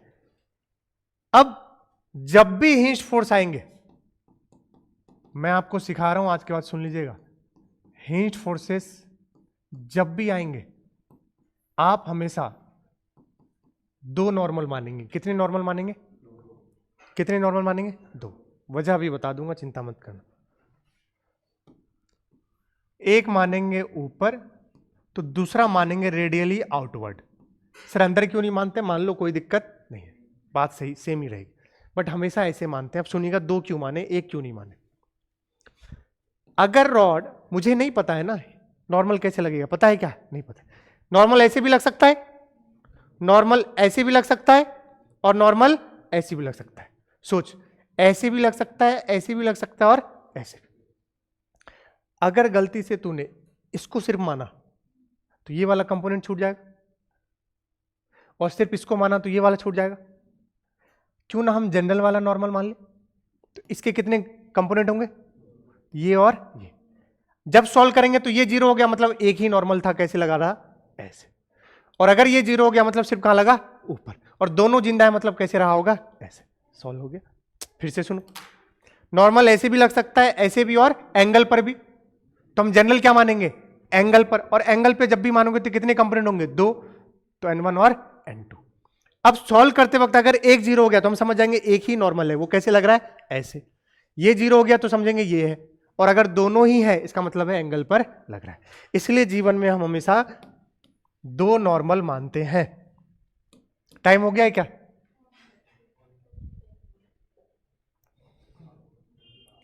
इसमें टाइम लगेगा। चलो इसको मैं हिंज फोर्स को अगली क्लास में कर दूंगा, क्योंकि अभी बीच में इसको मैं छोड़ नहीं सकता।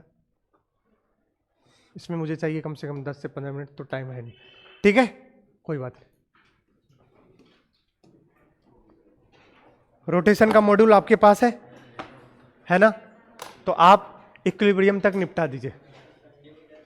संडे को टेस्ट है, किसका, मैग्नेटिज्म का। किसका, मैग्नेटिज्म का। संडे को मैग्नेटिज्म का टेस्ट है 11 से 12।